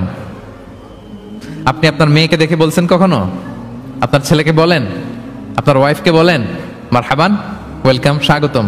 এমন হয় না যে আপনি রয়ে গেছেন কেপটাউনে, ভাবি বেড়াতে গেছে দেশে 2 মাসের জন্য, এরপর ভাবি আসলো, আপনি এয়ারপোর্টে ফুল নিয়ে দাঁড়িয়ে রইলেন, দেখা মাত্র কি বলবেন? Welcome to Cape Town. কি পারবেন না? ভাবিরা কিন্তু উপরতলায় বড্ড খুশি হয়ে যাচ্ছে, বলবেন। আবার ভাবিরাও অনেকদিন পরে আপনার হাজবেন্ডকে যখন পাবেন, আসবে, বলবেন ওয়েলকাম, তোমাকে সুস্বাগতম। পারা যাবে? রাসূল সাল্লাল্লাহু আলাইহি ওয়াসাল্লামের চাচাতো বোন, নাম উম্মে হানি, আবু তালেবের কন্যা। বিদায় মক্কা বিজয়ের সময় রাসূল সাল্লাল্লাহু আলাইহি ওয়াসাল্লাম মক্কায় গোসল করতেছিলেন এক বাসায়। ফাতেমা রাদিয়াল্লাহু তাআলা আনহা একটা পর্দা টেনে দিলেন, উনি পানি ঢালতেছেন, গোসল করেন। হঠাৎ কে যেন ঘরে ঢুকলো। বিষ্ণু সাল্লাল্লাহু আলাইহি ওয়াসাল্লাম বললেন কে? ওনার কাজিন চাচাতো বোন উম্মে হানি বললেন আমি উম্মে হানি। বিষ্ণু সাল্লাল্লাহু আলাইহি ওয়াসাল্লাম পর্দার এপাশ থেকে গোসল করতেছে, উনি বলতেছেন মারহাবান বি উম্মে হানি, ওয়েলকাম, ওয়েলকাম উম্মে হানি টু মাই হাউস। আল্লাহু আকবার। এবং ফরেন যত ডেলিগেশন আসতো, বিদেশি প্রতিনিধি, তাদের প্রত্যেককে বিষ্ণু সাল্লাল্লাহু আলাইহি ওয়াসাল্লাম বলতেন মারহাবান বিল কওম ও মারহাবান বিল ওয়াফদি গায়রা খাজায়া ওয়ালা নাদামা। যত ডেলিগেশন আসতো এদেরকে বলতেন welcome, welcome to Medina city, আসেন, ওয়েলকাম। তাহলে প্রিয় ভাইরা, আমাদের পারস্পরিক সম্পর্ক, হৃদ্যতা, ভালোবাসা বাড়ানোর 3 নম্বর ফর্মুলা হচ্ছে কেউ আমার বাসায় আসলে, কেউ আমার অফিসে আসলে, কেউ আমার সাথে দেখা করতে আসলে আমি তাকে ওয়েলকাম করব। কি করব? মনে থাকবে তো? কয়টা গেল? 1 নাম্বার কি ছিল? 2 নাম্বার, 3 নাম্বার ওয়েলকাম। আচ্ছা, আপনাদের কষ্ট হচ্ছে? 4 নাম্বার হচ্ছে ভালোবাসা, হৃদ্যতা বাড়ানোর 4 নাম্বার পদ্ধতি হচ্ছে কারো কোনো ভালো গুণ দেখলে ওটা অ্যাপ্রিসিয়েট করা। যদি আমার বিপক্ষ দলের কেউ ভালো কিছু করে, আমরা ওইটাও বলতে চাই না, এরকম আছে না নাই? কারণ আমার দল করে না তো, বলতে চায় না, তাই না? কেন বলে না? আমার দল করে না। এদেরকে বলে দলান্ধ। ভালো একটা কাজ করছে, আমার মতের না, মতান্ধ, এটা অ্যাপ্রিসিয়েট করে না। এটা ভুল, এটা আপনি সুন্নাহ ব্রেক করছেন। সুন্নাহ হচ্ছে যে দলের হোক, যে মতের হোক, এমনকি ভিন্ন ধর্মী হোক, ভালো করলে এটা ক্রেডিট দিতে হবে, ভালো করলে অ্যাপ্রিসিয়েট করতে হবে, কমপ্লিমেন্ট দিতে হবে। আমরা অন্যের ভালো কাজের স্বীকৃতি দিতে চাই না, কার্পণ্য করি, ক্রেডিট দিতে চাই না, প্রশংসা করি না। আমরা গুণমুগ্ধ হই কিন্তু গুণগ্রাহী হতে চাই না। কারো একটা ভালো গুণ দেখে আমি ভিতরে ভিতরেও এত সুন্দর, কিন্তু বলি না, প্রকাশ করি না, এটা ঠিক না। সুন্নাহ হচ্ছে কারো ভালো কোনো গুণ দেখলে এটা প্রকাশ করা, অ্যাপ্রিসিয়েট করা। কি করা? অ্যাপ্রিসিয়েট করা। কারো ভালো গুণ দেখলে অ্যাপ্রিসিয়েট করবেন, যাতে সে উৎসাহিত হয়। বিষ্ণু সাল্লাল্লাহু আলাইহি ওয়াসাল্লাম করতেন। বিষ্ণু সাল্লাল্লাহু আলাইহি ওয়াসাল্লাম একবার এক হাদিসে 7 জন সাহাবীর 7টা গুণের কথা বলেছেন, মানে তাদেরকে অ্যাপ্রিসিয়েট করেছেন। এক হাদিসে 7 জন, কয়জন? তিনি বলেন আরহামু উম্মতি বি উম্মতি আবু বকর। আবু বকরের সামনে বলতেছে আমার এই উম্মতের মধ্যে সবচাইতে সফট হার্টেড পারসন হচ্ছে আবু বকর। নরম দিল, নরম দিল। কি দিল? বিষ্ণু সাল্লাল্লাহু আলাইহি ওয়াসাল্লাম যখন ইন্তেকাল করলেন, ওনাকে খলিফা বানানো হলো। তো খলিফাই তো ইমাম মসজিদে নববীর। নামাজের সময় হয়েছে, উনি দাঁড়াইছেন, একামত হয়েছে, উনি কান্নার চোটে কেরাতি করতে পারে না। কেন? কারণ উনি ভাবতেছে কাইফা আকুমু মাকামা রাসূলিল্লাহ, আমি কিভাবে নবীর জায়গায় দাঁড়িয়ে ইমামতি করব। গতকাল তো এখানে নবী দাঁড়িয়ে ইমামতি করেছে, আমি নবীর জায়গায় ইমাম হব কিভাবে? এই ভাবনা থেকে উনি কাঁদতে কাঁদতে ওনার তেলাওয়াতি শুনতো না, পিছনে কমপ্লেন আসছে পরে, ওনার তেলাওয়াত আমরা শুনতে পাই না। আরহামু উম্মতি বি উম্মতি আবু বকর। এরপর বিশ্বনবী বললেন ও আসাদ্দুহুম ফি আমরিল্লাহি উমর, আর আল্লাহর দিন বাস্তবায়নে সবচাইতে কঠোর হচ্ছে ওমরে ফারুক, সবচাইতে কঠোর, সবচাইতে কঠোর। বিশ্বনবী বলেন ওমর, তুমি যদি কোনো রাস্তা দিয়ে হাঁটো, শয়তান যদি দেখে, শয়তান ওই রাস্তা রেখে দিয়ে অন্য রাস্তা দিয়ে হাঁটে। আবার বিশ্বনবী বলেন আমার পরে কোনো নবী নাই, লা নাবিয়্যা বা'দি ওয়ালা রাসূল, আমার পরে কোনো নবী নাই, রাসূলও নাই, তবে লাউ কানা বা'দি নাবিয়্যুন লাকানা ওমর, আমার পরে নবী হওয়ার যোগ্যতা যদি কারো থাকে আমার সাহাবী ওমরের সেই যোগ্যতা আছে। প্রভু তুমি বলেছ রাসূল দেবে না, বলনি দেবে না ওমর, বলনি দেবে না হামজা তারিক, খালিদ বিজয় সমর। প্রভু তুমি বলেছ রাসূল দেবে না, বলনি দেবে না ওমর, বলনি দেবে না হামজা তারিক, খালিদ বিজয় সমর। প্রভু তুমি বলেছ রাসূল দেবে না। আল্লাহু আকবার। আল্লাহর জমিনে আল্লাহর দিন বাস্তবায়নে সবচেয়ে কঠোর হচ্ছেন ওমরে ফারুক। মুনাফিকরা থরথর করে কাঁপতো ওনার ভয়ে। আমাদের দেশে বাচ্চারা যদি না খায়, রাতের বেলা বাচ্চারা খেতে চায় না, তো মায়েরা ভয় দেখায় খায়, এই খাও, নাহলে কিন্তু বিড়াল আসবে, কুকুর আসবে। কুকুর বললে খুব, আমার ছোট মেয়েটাও ভয় পায়, কুকুরের আওয়াজ শুনলে ভয় পায়। তো খেতে না চাইলে বলে এই কুকুর আসবে, কিন্তু কুকুর এটা করে না। বাচ্চাদেরকে খাওয়াতে গেলে যখন জ্বালাতন করে খেতে চায় না, মায়েরা কি বলে, এই ভূত আসবে, এই কুকুর আসবে। মদিনায় কি করতো জানেন? বাচ্চারা খেতে না চাইলে মায়েরা বলতো হা হুয়া ইয়াতি উমর, হা হুয়া ইয়াতি উমর, তাড়াতাড়ি খাও, এই যে ওমর আসতেছে, ওমর। What a personality. ওয়া আশাদ্দুহুম ফি আমরিল্লাহি উমর, আল্লাহর দিন বাস্তবায়নে সবচেয়ে কঠোর ছিলেন ওমর রাদিয়াল্লাহু তাআলা আনহু। ওয়া আসদাকুহুম হায়াআন উসমান, আর সবচেয়ে লজ্জাশীল ছিল আমার সাহাবীর মধ্যে কে? উনি এত লজ্জাশীল ছিলেন, উনাকে দেখে ফেরেশতারা লজ্জা পেয়ে যেত। আল্লাহ আল্লাহ, এত লজ্জাশীল, ফেরেশতারা লজ্জা পেয়ে যেত। ওয়া আকরাউহুম লিকিতাবিল্লাহি উবাই ইবনে কাব, আল্লাহর কিতাব সবচাইতে বিশুদ্ধ করে তেলাওয়াত করতে পারতো উবাই ইবনে কাব রাদিয়াল্লাহু তাআলা। ওই মোবাইলটা বন্ধ করতে হবে। ওই যে সবচাইতে সবচাইতে চমৎকার করে কোরআন তেলাওয়াত করতে পারতো বিশুদ্ধভাবে কারীদের মতো করে কে? উবাই ইবনে কাব। ও আফরাদুহুম যায়েদ ইবনে সাবিত, ফারায়েজের বিধিবিধান, মানে বাবা মারা গেলে সন্তান যে ওয়ারিস হয়, দ্য ল অফ ইনহেরিটেন্স, এটার ব্যাপারে এক্সপার্ট সাহাবী হচ্ছে যায়েদ ইবনে সাবিত রাদিয়াল্লাহু তাআলা আনহু। ওয়া আ'লামুহুম বিল হালালি ওয়াল হারামি মুআয ইবনে জাবাল, আর আমার সাহাবাদের মধ্যে হালাল হারামে স্পেশালিস্ট হচ্ছে মুআয ইবনে জাবাল। ওয়া ইন্না লিকুল্লি উম্মাতিন আমিন ওয়া আমিনু হাযিহিল উম্মতি আবু উবাইদা ইবনুল জাররাহ, সব উম্মতের মধ্যে একজন বিশ্বস্ত গার্ডিয়ান থাকে, আমার উম্মতের মধ্যে বিশ্বস্ত গার্ডিয়ান সাহাবীর নাম হচ্ছে আবু উবাইদা ইবনে জাররাহ। সুবহানাল্লাহ পড়ে। আচ্ছা, ওই সাহাবীদের সামনে দাঁড়িয়ে বিশ্বনবী যখন এই অ্যাপ্রিসিয়েশন দিচ্ছে, বলেন তো সাহাবীদের কেমন লাগতেছে? কেমন লাগতেছে? আল্লাহ, অ্যাপ্রিসিয়েশন দিচ্ছে তো এলাকার মেয়র, তাই না? এমপি, প্রেসিডেন্ট, খোদ বিশ্বনবী, খোদ। দেখেন, উনি চাইলে না বললেও পারতেন, তাদেরকে ইন্সপায়ার করার জন্য তাশজিআন তাদের প্রশংসা করেছেন, অ্যাপ্রিসিয়েশন। দেখতেছে যে আবু বকর খুব নরম দিল, তিনি বললেন। দেখতেছেন যে ইসলাম প্রচারে ওমর খুব শক্ত মজবুত, তাকে অ্যাপ্রিসিয়েট করলেন, ক্রেডিটটা তাকে দিলেন। তাহলে বিশ্বনবী ক্রেডিট দিতে কখনো কার্পণ্যতা করতেন? গুণগ্রাহী ছিলেন। কিন্তু আমরা ভালো কিছু দেখলে এটা যে ভালো এতটুকু বলতে চাই না। এরকম করবেন আর না, এরকম করবেন না।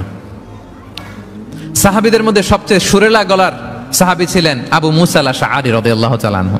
একদিন তিনি আবু মুসাকে বলেন, আবু মুসা, তুমি যে রাতে তেলাওয়াত করো আমি কিন্তু শুনি। ইয়া রাসূলুল্লাহ, আপনি কি করে শুনেন? আমার বাড়ি কই, আপনি থাকেন কই? বলতেছে গত রাতে তুমি সূরা কাহাফ তেলাওয়াত করছো না? বলছে জি করছি তো। আপনি কিভাবে শুনলেন? বলতেছে তোমার ঘরের পাশ দিয়ে যাচ্ছিলাম, এত সুন্দর করে তুমি তেলাওয়াত করতেছো আবু মুসা, লাকাত উতিতা মিজমারান মিন মাযহামিরি আলি দাউদ।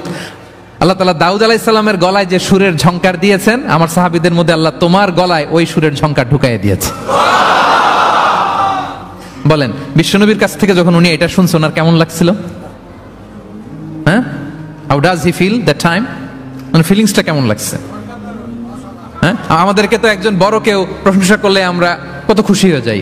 বিশ্বনবী স্বয়ং প্রশংসা করেছেন, সুবহানাল্লাহ। দেখেন প্রিয় ভাইরা, বিশ্বনবী সাল্লাল্লাহু আলাইহি ওয়াসাল্লাম শুধু মুমিনদেরকে, মুসলিমদেরকে যদি এটা করতেন তাহলে একটা কথা ছিল, পানি পানি থাক, 1 ঘন্টার জন্য একটু কষ্ট করতে হবে। আমি পানি না খেয়ে কথা বলতেছি না, একটু কষ্ট করেন। এই পানি, এই চানাচুর বিস্কিট দেওয়া শুরু করলে আলোচনার ফ্লো নষ্ট হয়ে যায়। পানিটা থাক, একটু পরে আমরা পানি খাবো ইনশাল্লাহ। আমার দিকে তাকান, আমার দিকে তাকান। ওই যে আরেকজন দায়িত্ব পালন করতেছে মোবাইল নিয়ে, আমার দিকে তাকান। আমরা তো আমার দলের বাইরে কেউ ভালো কিছু করলে বলি না। বিষ্ণু ইসলাম ইহুদির প্রশংসা করেছেন। আপনি আছেন কই মিয়া? ইহুদি। উহুদের যুদ্ধে বিষ্ণু ইসলামের সাথে মদিনার যে ইহুদিরা, তাদের কন্ট্রাক্ট ছিল মদিনা কেউ অ্যাটাক করলে সবাই মিলে মদিনাকে রক্ষা করবে। কিন্তু কুরাইশরা আক্রমণ করলো, এখন আর কেউ বেরোয় না। বনু কাইনুকা, বনু নযীর, বনু কুরাইজা কেউ আর যায় না, কেউ যায় না। বিশ্বনবী কি করবেন?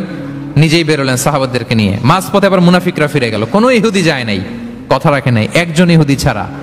তার নাম মুখাইরিক। তার নাম কি? মুখাইরিক। অন্য ইহুদিদেরকে বলতেছে, এই ইহুদিরা, তোমরা না মুহাম্মাদের সাথে চুক্তি করেছো মদিনায় অ্যাটাক হলে সবাই মদিনাকে সেভ করবা, তোমরা যাও আর না যাও, আমি যাব, আমি আমার কথা রাখবো, আমার কথার দাম আছে। এবং সে বলল, আমি যদি এই যুদ্ধে নিহত হই, আমার সম্পদের মালিক হয়ে যাবে মুহাম্মদ, আমার কোনো ছেলে মেয়ে পাবে না। মুখাইরিক বীর দর্পে ঘোড়া হাঁকিয়ে উহুদের ময়দানে যুদ্ধে গেল মুহাম্মদ সাল্লাল্লাহু আলাইহি ওয়াসাল্লামের পক্ষে, কুরাইশদের বিপক্ষে। বীর দর্পে যুদ্ধ করতে করতে সে নিহত হলো। যুদ্ধ শেষে শহীদ সাহাবাদের লাশ যখন বিষ্ণু ইসলামের সাথে আনা হলো, কাছে আনা হলো, মুখাইরিকের লাশও আনা হলো। মুখাইরিক তো মুমিন ছিল না, কি ছিল? সাহাবারা বলে, ইয়া রাসূলুল্লাহ, মুখাইরিক আপনার পক্ষে লড়াই করে নিহত হয়েছে। বিষ্ণু ইসলাম অনেকক্ষণ মুখাইরিকের দিকে তাকিয়ে রইলেন আর বললেন, মুখাইরিক খায়রু ইয়াহুদ, মুখাইরিক is the best of the Jewish. ইহুদিদের মধ্যে সর্বশ্রেষ্ঠ জুইশ হচ্ছে মুখাইরিক। পড়েন আল্লাহু আকবার। Appreciation, giving credit to others. মুখাইরিক হচ্ছে the best of the Jewish. জুইশদের মধ্যে সবচেয়ে শ্রেষ্ঠ মানুষ হচ্ছে মুখাইরিক। সে কথা রেখেছে। চিন্তা করেন, অমুসলিম, ইহুদি, তারপরেও তার যে ভালো গুণ, এটা স্বীকার করতে বিশ্বনবী কার্পণ্যবোধ করেন? ক্রেডিট দিতে কোনো দেরি করেন? তাহলে এই যে অ্যাডমায়ার করি না, আমরা কাউকে প্রেজ করি না, প্রশংসা করি না, এটা বাজে অভ্যাস। এটা থেকে আমাদের বেরিয়ে আসতে, ভালো করলে ভালোকে ভালো বলবেন, সাদাকে কালোকে, ভালোকে মন্দকে বলবেন, অ্যাপ্রিসিয়েট করবেন। আপনার ছেলে একটা ভালো কাজ করেছে, অ্যাপ্রিসিয়েট করেন, বলেন যে মাশাআল্লাহ তুমি সুন্দর কাজ করছো। একটা সূরা মুখস্থ করছে, ঠিক আছে তোমাকে বাইরে আউটিং এ নিয়ে যাবো, ওখানে আমরা ডাইনিং করবো। হ্যাঁ, ভাবি সুন্দর করে একটা কিছু রান্না করছে, অ্যাপ্রিসিয়েট করবেন। আজকে কি সব ভাবির পক্ষে হয়ে যাচ্ছে নাকি ভাবিদের পক্ষে? ঘুরে ফিরে ভাবিদের পক্ষে চলে যাচ্ছে কথাবার্তা বেশি। এটা বাস্তবতা। আপনার স্ত্রী যদি আপনার জন্য ভালো কিছু রান্না করে, ভালো লাগলে আপনি বলবেন যে খুব ভালো হয়েছে আজকের রান্নাটা। অনেকে আছে যে তার ওয়াইফ অনেক চমৎকার করে রান্না করছে, কিন্তু সে কোনোদিন মুখ খুলে কিছু বলে না। এরকম আছে না নাই? এমনটা করবেন না। এবং অনেক হাজবেন্ড হয়তো স্ত্রীর জন্য অনেক কিছু করে, গিফট এনে দেয়, অনেক স্ট্রাগল করে, অনেক কিছু করে, কিন্তু স্ত্রী মুখ ফুটে হাজবেন্ডকে বলে না। এটা বলবেন, মুখ ফুটে বলবেন আজকে থেকে, এপ্রিসিয়েট করবেন, ভালো দেখলে এটা ভালো বলবেন, ক্রেডিট দিবেন। আমার ক্যাপটাউনের ভাইরা, পারা যাবে? কয়টা গেল? 5 নাম্বার হচ্ছে কল্যাণ কামনা করা, অন্যের ওয়েল উইশিং, অন্যের কল্যাণ কামনা করা সব সময়, থাকলেও, সামনে থাকলেও, না থাকলেও কল্যাণ কামনা করা। অনেকে সামনে সামনে অনেক ভালো, ভাই আপনি যে কত ভালো মানুষ, আপনারা ছাড়া আমার চলেই না, আপনি মানে অনেক ভালো, এই এলাকায় আপনার মতো ভালো মানুষ আর নাই। মানে সামনে আপনি অনেক ভালো, আপনি দাতা, আপনি সমাজসেবক, আপনি শ্রেষ্ঠ মানুষ, কিন্তু দূরে চলে গেলে আর নাই, তার বদনাম, তার ব্যাপারে অন্যদের কান ভারী করে, আরে উনি তো এমন একটা লোক, বুঝছেন কি আর বলবো, বলে আর লাভ নাই, পারি না ভাই ওনার সাথে, আর পারা যায় না, এরকম আছে না নাই? তার মানে সামনে সামনে খুব আপনি ভালো ভালো বললেন, কিন্তু সে যখন অনুপস্থিত তখন না। এটা তো শুভকামনা হয় না, এটা হয়েছে মুমিনদের শুভকামনা উপস্থিত অবস্থাতেও অনুপস্থিত অবস্থাতেও। আলহামদুলিল্লাহ বলেন। এই জন্য বিষ্ণু বলেন দ্বীন ও আন-নাসিহা, দিন হচ্ছে আন-নাসিহা মানে কল্যাণকামিতা। দিন মানে কল্যাণকামিতা, সবার জন্য আপনি গুড উইশ করবেন, কল্যাণ কামনা করবেন, ওয়েল উইশিং করবেন, শুভকামনা জানাবেন, সামনে থাকলেও দূরে থাকলেও। বিষ্ণু সাল্লাল্লাহু আলাইহি ওয়াসাল্লাম বলেন লিল মুমিনি আলাল মুমিনি সিত্তু খিসাল, এক মুমিনের উপর আরেক মুমিনের 6টা দায়িত্ব। এর মধ্যে একটা হচ্ছে ওয়া ইয়ানসাহু লাহু ইযা গাবা আও শাহিদা, সে তার শুভকামনা করবে, উপস্থিত থাকলেও করবে, অনুপস্থিত থাকলেও করবে। সুবহানাল্লাহ পড়েন। সামনেও যেমনি করবেন, দূরে গেলেও করবেন। অন্যের জন্য শুভকামনা করলে এটা ফিরে নিজের দিকে আসে, এটা খেয়াল রাখেন। এটা একটা লাইফ হ্যাকস শেয়ার করতেছি, আজীবন কাজে লাগবে। অন্যের জন্য যেটাই ভালো কামনা করবেন এটা ঘুরে আপনার দিকে আসবে।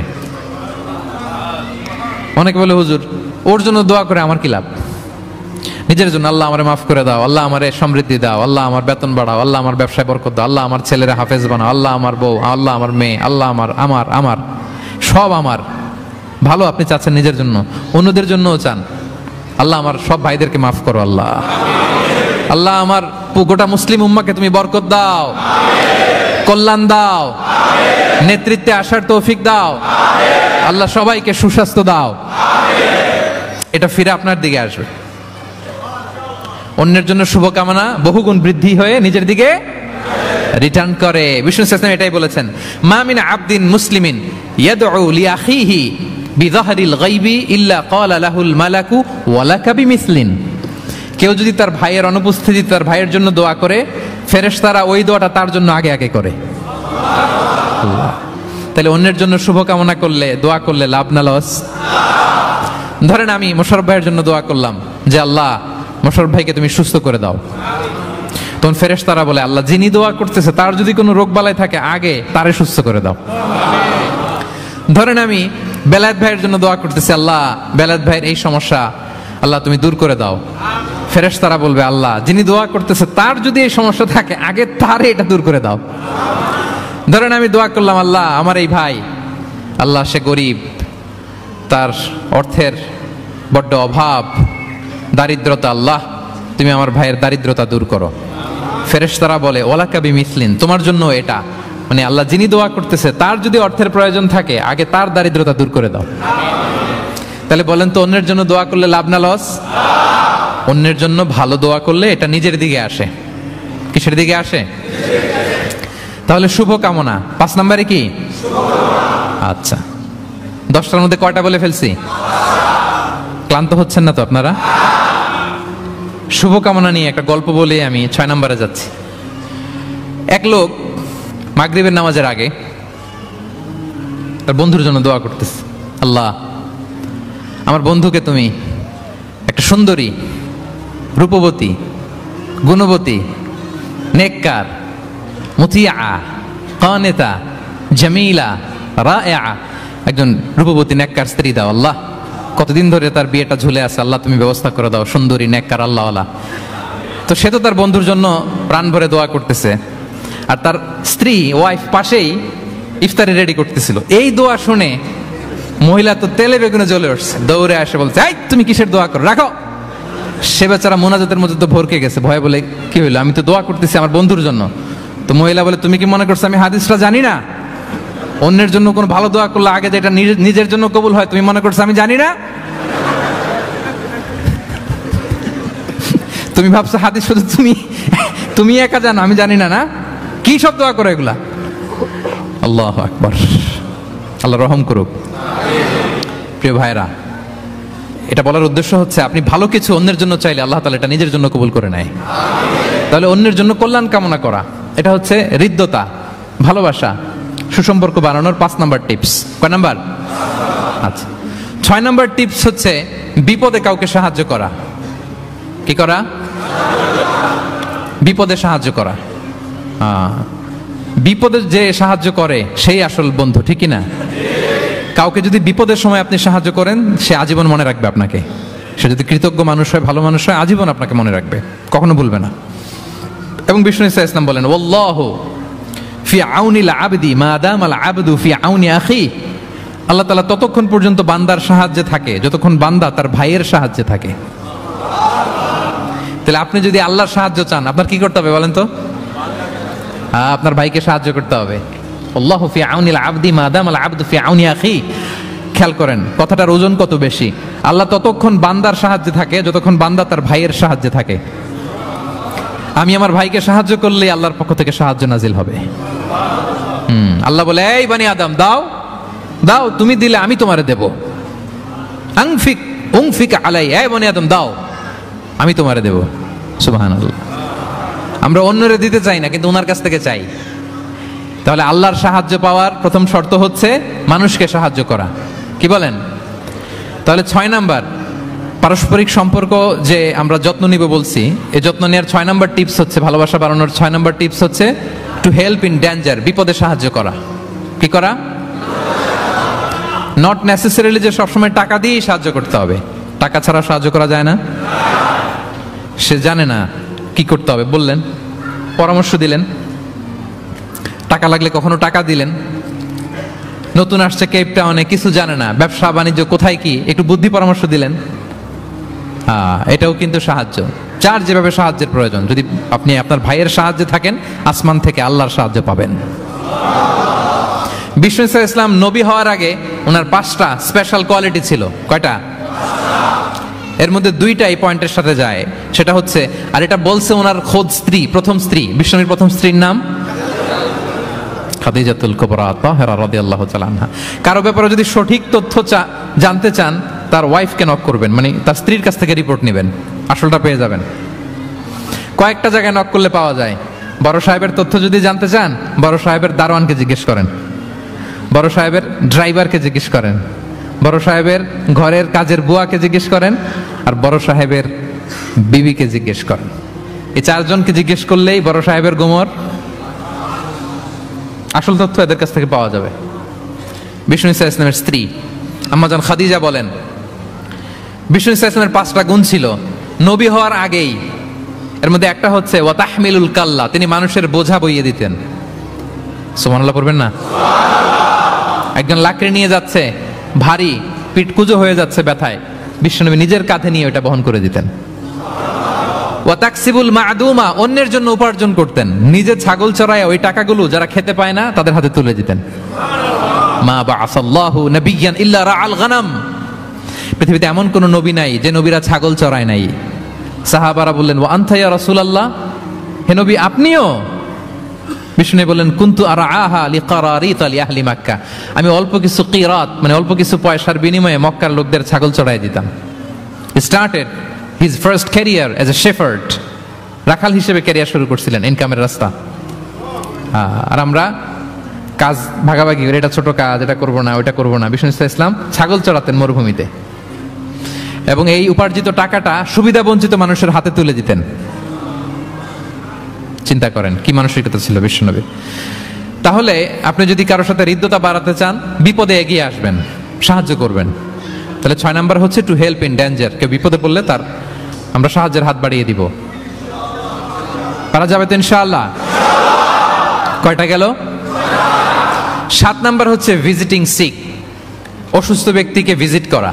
এটা অনেক বড় সওয়াবের কাজ, এবং এতে আপনার হৃদ্যতা বাড়বে, ওই লোক আপনাকে মনে রাখবে। বিষ্ণু ইসা ইসলাম উনি সকালবেলা রেগুলারলি 2টা কাজ করতেন। এক হচ্ছে মদিনার বাজার ভিজিট করতে যেতেন রাফলি 10টা সাড়ে 10টার দিকে, আর ওই টাইমে উনি মদিনায় যদি কেউ অসুস্থ থাকতো তার বাসায় ভিজিট করতে যেতেন। আপনারা অসুস্থকে দেখতে জানতো না? যাবেন। বিষ্ণু ইসা ইসলাম কোনো অসুস্থের কাছে গেলে তার মাথায় হাত দিয়ে দোয়া পড়তেন। তিনি পড়তেন, আল্লাহ আযহিবিন নাস, আল্লাহুম্মা রাব্বান নাস আযহিবিল বাস, ইশফি আনতা শাফি, লা শিফা ইল্লা শিফাউক, শিফাআন লা ইগাদিরু সাকমা। রোগীর মাথায় হাত দিয়ে তিনি বলতেন, হে মানুষের রব, তার রোগ, তার কষ্ট দূর করেন, তাকে শিফা নসিব করেন, এমন শিফা দেন যে শিফার পরে আর সে রোগাক্রান্ত হবে না। বিষ্ণু ইসা ইসলামের এক খাদেম ছিল মদিনায়, ছোট্ট বালক, কিন্তু ধর্মে ইহুদি, ধর্মে নন মুসলিমদের সাথে how should be our relationship to the people of different faith, এটা নিয়ে আমার লম্বা লেকচার আছে, শুনবেন। লম্বা, আমি একাডেমিক ওয়েতে আলোচনা করেছি, আমার ইউটিউব চ্যানেলে গেলে পাবেন। মদিনাতে এক ছোট্ট ইহুদি বালক বিষ্ণু ইসলামের খেদমত করত,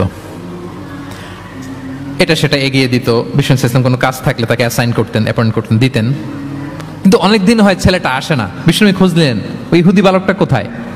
সাহাবারা বলল, ইয়া রাসূলুল্লাহ, সে তো অসুস্থ। সে কি? সে তো অসুস্থ। সেই বুখারীর বর্ণনা শুনেই বিষ্ণু ইসলাম তার বাড়িতে গেলেন। কার বাড়িতে? ইহুদির বাড়ি। আমরা মনে করছি শুধু মুসলিম অসুস্থ হইলেই বোধহয় দেখতে যাইতে হবে, এরকম আমরা ধারণা করে নিছি। না, অসুস্থ হলে সেবা শুশ্রূষা করা, দেখতে যাওয়া, এটা মুসলিম অমুসলিমের সাথে সম্পর্ক না। যে কোনো ধর্মের, যে কোনো বর্ণের, যে কোনো চিন্তার অসুস্থ হইলেই আপনার নেইবার, এদিকে খ্রিস্টান যাবেন, এদিকে জুইশ যাবেন। ভিজিটিং সিক ফর অল, সবার জন্য এটা। বিষ্ণু ইসলাম গেলেন, যে তার পাশে, মাথার পাশে বসলেন। বসে তিনি বললেন, ইয়া গোলাম আসলিম, হে বালক, তুমি ইসলাম ধর্ম গ্রহণ করো। এতদিন খেদমত করছে, বলে নাই। অনেকদিন খেদমত করছে, একদিনও বলে নাই। একদিনও, আজকে বলতেছে। দেখেন, বিষ্ণু ইসলাম প্রপার টাইমিং এর অপেক্ষা করতেন সবকিছুর। আমরা অনেক সময় টাইমিং বুঝি না, কখন কি বলতে হয়, কখন কি করতে হয়, কতটুকু বলতে হয়, কোথায় যে থামতে হয়, এই কমন সেন্সটা অনেকের নাই। হ্যাঁ, আমি তো হিন্দুদেরকে পাইলে ইসলামের কথা বলিই না, আমি যে তুমি শাহাদা পড়ো, এটা কখনো বলি না। আমি ইসলামের বিউটি শুধু তুলে ধরি, যে এটা এমন, এটা এমন, কিন্তু তুমি শাহাদা পড়ো এটা বলি নাই। কত লোক যে আমার কাছে আসছে শাহাদা পড়ার জন্য, হিসাব নাই, হিসাব নাই। এখন তো পাবলিকলি করি না কিছু ইস্যুর কারণে, কারণ প্রপার টাইমিং লাগবে। এতদিন খেদমত করলো বিশ্বনবী, একদিনও তাকে শাহাদা পড়তে বলে নাই, আজকে বলতেছে। Proper timing. যখন বিষ্ণু বললেন, ইয়া গোলাম আসলিম, ইসলাম ধর্ম গ্রহণ করো, ছোট্ট বাচ্চা ফানাযারা ইলা ওয়াজহি আবি, তার বাবার দিকে তাকালো, মানে বুঝাতে চাইলো যে বাবা আমি কি করব। তখন বাবা বলল, আতিয়া আবুল কাসিম। বিশ্বনবীর উপাধি ছিল আবুল কাসেম, বড় ছেলের নাম কাসেম, তো ছোটবেলায় মারা গেছে। বাবা বলল, আবুল কাসেম যা বলে তাই শোনো। কারণ এতদিনে ছেলের কাছ থেকে রিপোর্ট নিয়ে বুঝে গেছে তো এটা কে, এটা যে রাহমাতাল লিল আলামিন, এটা যে বিশ্বনবী, এটা যে দ্য লাস্ট মেসেঞ্জার, এটা বাবা মিলাই ফেলছে। বাবা বলে, আতিয়া আবুল কাসেম, আবুল কাসেমের অনুসরণ করো। বিষ্ণু বললেন, পড়ো আশহাদু আল্লা ইলাহা ইল্লাল্লাহ ওয়া আশহাদু আন্না মুহাম্মাদান আবদুহু ওয়া রাসূলুহু। ছোট্ট বাচ্চারা পড়তে আরম্ভ করলো, আশহাদু আল্লা ইলাহা ইল্লাল্লাহ ওয়া আশহাদু আন্না মুহাম্মাদান আবদুহু ওয়া রাসূলুহু। মৃত্যুর আগে সে শাহাদা পড়ে ফেললো। বিষ্ণু বললেন, আলহামদুলিল্লাহ, আলহামদুলিল্লাহিল্লাযী আনকাযাহু মিনান নার। প্রশংসা সে আল্লাহর, যে একটু আগে জাহান্নামী হওয়ার কথা ছিল যার, তাকে মুহূর্তের মধ্যে জান্নাতি বানায় দিলেন। ভিজিটিং সিক্স, অসুস্থকে দেখতে যাওয়া। শুধু মুসলমান হলে দেখতে যাবেন নাকি? যে কোনো ধর্মের, যে কোনো ধর্মের দেখতে যাবেন, হৃদ্যতা বাড়বে। একদিন বিষ্ণু সাহাবাদেরকে বললেন, আজকে রোজা রেখেছো কে? নফল রোজা? আবু বকর রাদিয়াল্লাহু তাআলা আনহু হাত তুলে বললেন, আমি। বিষ্ণুনবী আবার জিজ্ঞেস করলেন, আজকে কোন মিসকিনকে খাবার খাইয়েছো কে? আবু বকর রাদিয়াল্লাহু বললেন, আমি। বিষ্ণুনবী আবার বললেন, আজকে কোনো জানাজায় শরীক হয়েছে এমন কেউ আছে? আবু বকর বললেন, আমি। বিষ্ণুনবী বললেন, আজকে কোনো অসুস্থকে ভিজিট করে আসছো, এরকম কি কেউ আছে? আবু বকর বললেন, আমি। বিষ্ণুনবী বললেন, মাজতামা'না ফি ইমরিইন ইল্লা দাখালাল জান্নাহ। এতগুলো গুণ যদি একটা ব্যক্তির মধ্যে থাকে, ওই ব্যক্তি তো জান্নাতি না হয়ে পারে না। ভিজিটিং সিক, অসুস্থকে দেখতে যাওয়া, যদি এটা করেন তাহলে আপনাদের পারস্পরিক হৃদ্যতা, ভালোবাসা বাড়বে। এবং এটা জাতি, ধর্ম, বর্ণ নির্বিশেষে যে কোনো লোক অসুস্থ হলে আমরা ভিজিট করতে পারি। যাবেন, কিছু গিফট নিয়ে যাবেন, কমলা নিয়ে যাবেন। সাউথ আফ্রিকাতে তো দেখি আমি একেবারে ফ্রেশ ফ্রুটস, সুবহানাল্লাহ। আমি যেখানেই গেছি কোনো ফরমালিন নাই, তাজা, টাটকা, ফ্রেশ, এত সুন্দর স্মেল, এত সুন্দর টেস্ট এটার, আলহামদুলিল্লাহ। বস্তা ভরে ফল নিয়ে দেখতে যাবেন, পারা যাবে তো? 7 নম্বরে কি ছিল বলে গেছি, ভিজিটিং সিক্স, অসুস্থকে দেখতে যাওয়া। পারবেন? পারবেন? কয়টা হইল? আর বাকি রইল কয়টা? কষ্ট হচ্ছে? মনোযোগ আছে না গেছে? তাকবীর পড়ুন, আল্লাহু আকবার।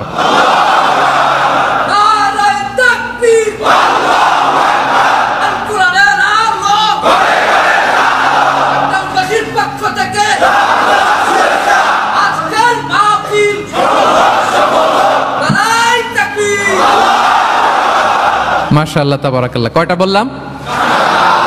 8 নাম্বার হচ্ছে এক্সচেঞ্জিং গিফট, উপহার দেয়া, গিফট দেওয়া।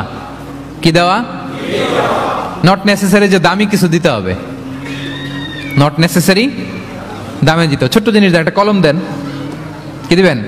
কলম দেন। একটা ছোট বই দেন, একটা মেসওয়াক দেন, একটা টুপি দেন, আপনার সাধ্যে যা কুলায় দেন, গিফট করেন।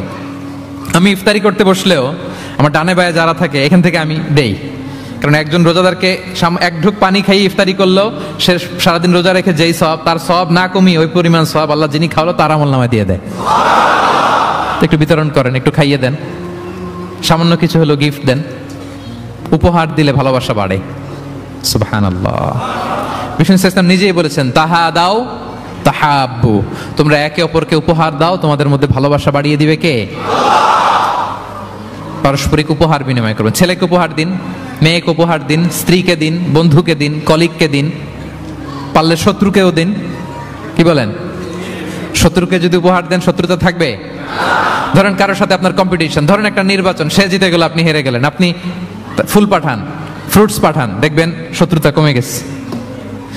এটাই বলেছেন বিষ্ণু ইসলাম সরাসরি, যে তাহা ওয়া তাহাদাউ তাহাব্বু তাযহাবি শাহনা, তোমরা পারস্পরিক গিফট দাও তাহলে শত্রুতা, দ্য এনিমিটি উইল ডিসঅ্যাপিয়ার, শত্রুতা দূর হয়ে যাবে, বিরোধ মিটে যাবে, ভালোবাসা বেড়ে যাবে। তাহলে পারস্পরিক সুসম্পর্কের জন্য, সম্পর্ক উন্নয়নের জন্য, হৃদ্যতা ভালোবাসা বাড়ানোর জন্য আমরা একে অপরকে উপহার দিব, যা পারি উপহার দেওয়ার এই কালচারটা ভালো, এটা সুন্নাহ। পারবেন তো? তাহলে 8 নম্বরে কি ছিল? Gift, exchanging gift. আচ্ছা, 9 নাম্বার হচ্ছে হসপিটালিটি, আপ্যায়ন করানো, মানে মানুষকে খাওয়ানো। মানুষকে কি? মানুষকে কি? শুধু নিজেই খাবেন না, খাওয়াবেনও। দুটোই ভালো, খাইবেনও খাওয়াবেনও, খাবেনও খাওয়াবেনও। খাওয়ালে হৃদ্যতা বাড়ে, কাউকে আপ্যায়ন করালে, এন্টারটেইন করালে, হসপিটালিটি করলে হৃদ্যতা বাড়ে। আরবরা কি বলে জানেন? আরবরা বলে কারো এখানে ঢুকার আগে এখানে ঢুকো, মানে হৃদয়ে ঢুকার আগে পেটে ঢুকো আগে।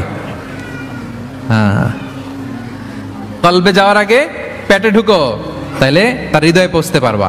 বাংলাতে একটা কথা আছে, বাসনে ভাত না থাকলে ভাষণে পেট ভরে না। ঠিক কিনা বলেন? বাসনে ভাত না থাকলে ভাষণে পেট ভরে না, পেটে খেলে পিঠে সয়।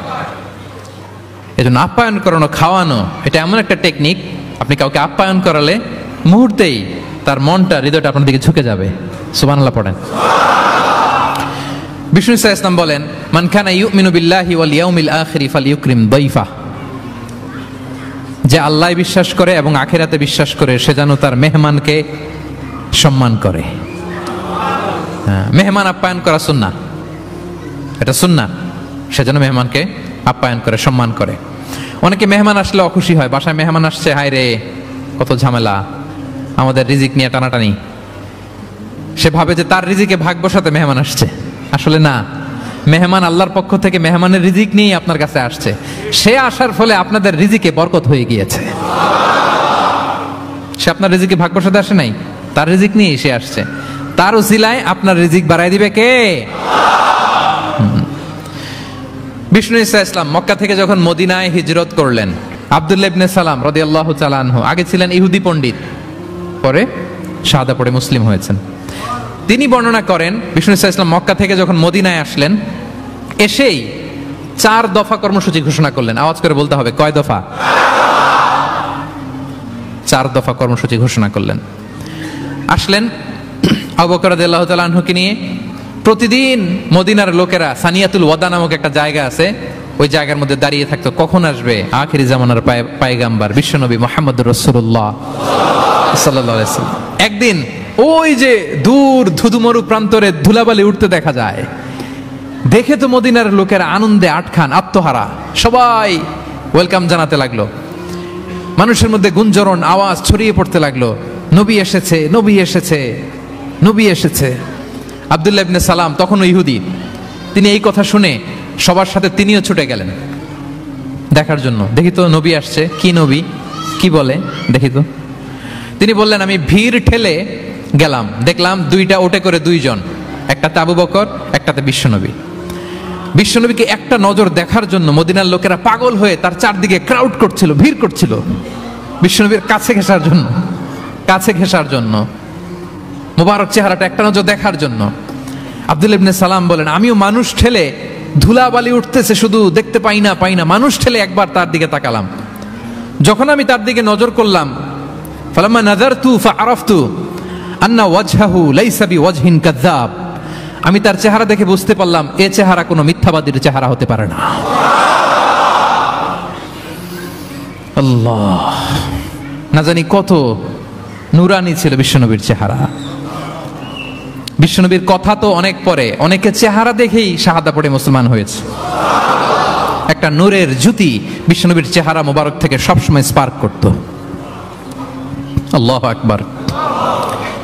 হেরা হতে হেলে দুলে নুরানি তনু ওকে আসে হায়, সারা দুনিয়ার হেরে মেরে পর্দা খুলে খুলে চাই সে যে আমার কমলিওয়ালা, কমলিওয়ালা সে যে আমার কমলিওয়ালা, কমলিওয়ালা। তার ভাবে বিভোল রাঙা পায়ের তলে, পর্বত জঙ্গম টল মল টলে, তার ভাবে বিভোল রাঙা পায়ের তলে, পর্বত জঙ্গম টল মল টলে, খুরমা খেজুর বাদাম জাফরানি ফুল ঝরে ঝরে যায় সে যে আমার কমলিওয়ালা, কমলিওয়ালা সে যে আমার কমলিওয়ালা, কমলিওয়ালা। হেরা হতে হেলে দুলে নুরানি তনু ওকে আসে হায়, সারা দুনিয়ার হেরে মেরে পর্দা খুলে খুলে যাই সে যে আমার কমলিওয়ালা, কমলিওয়ালা সে যে আমার কমলিওয়ালা, কমলিওয়ালা। আল্লাহু আকবার পড়েন। ফালাম্মা নাযারতু ইলা ওয়াজহিহি আরাফতু আন্না ওয়াজহাহু লাইসা বিওয়াজহিন কাযাব। আব্দুল্লাহ ইবনে সালাম বলেন, মানুষের ভিড় ঠেলে আমি যখন বিশ্বনবীর চেহারাটা দেখলাম, আমার মন বলে দিল এ চেহারা কোনো মিথ্যাবাদীর চেহারা হতে পারে না। বিশ্বনবী মানুষের ভিড় দেখে ছোট্ট একটা ভাষণ দিলেন। তিনি বললেন, আইয়ুহান নাস, ওহে মানব সকল। 4 দফা কর্মসূচির ঘোষণা। তিনি বললেন, আইয়ুহান নাস আফশুস সালাম, বেশি বেশি সালাম দাও। ও আতঈমুত তাআম, বেশি বেশি মানুষকে খাবার খাওয়াও। ও সিলুল আরহাম, আত্মীয়তার বন্ধনকে অটুট রাখো। ও সাল্লু বিল লাইলি ওয়ান নাসু নিয়াম, মানুষ যখন ঘুমিয়ে থাকে রাত জেগে সালাত পড়ো।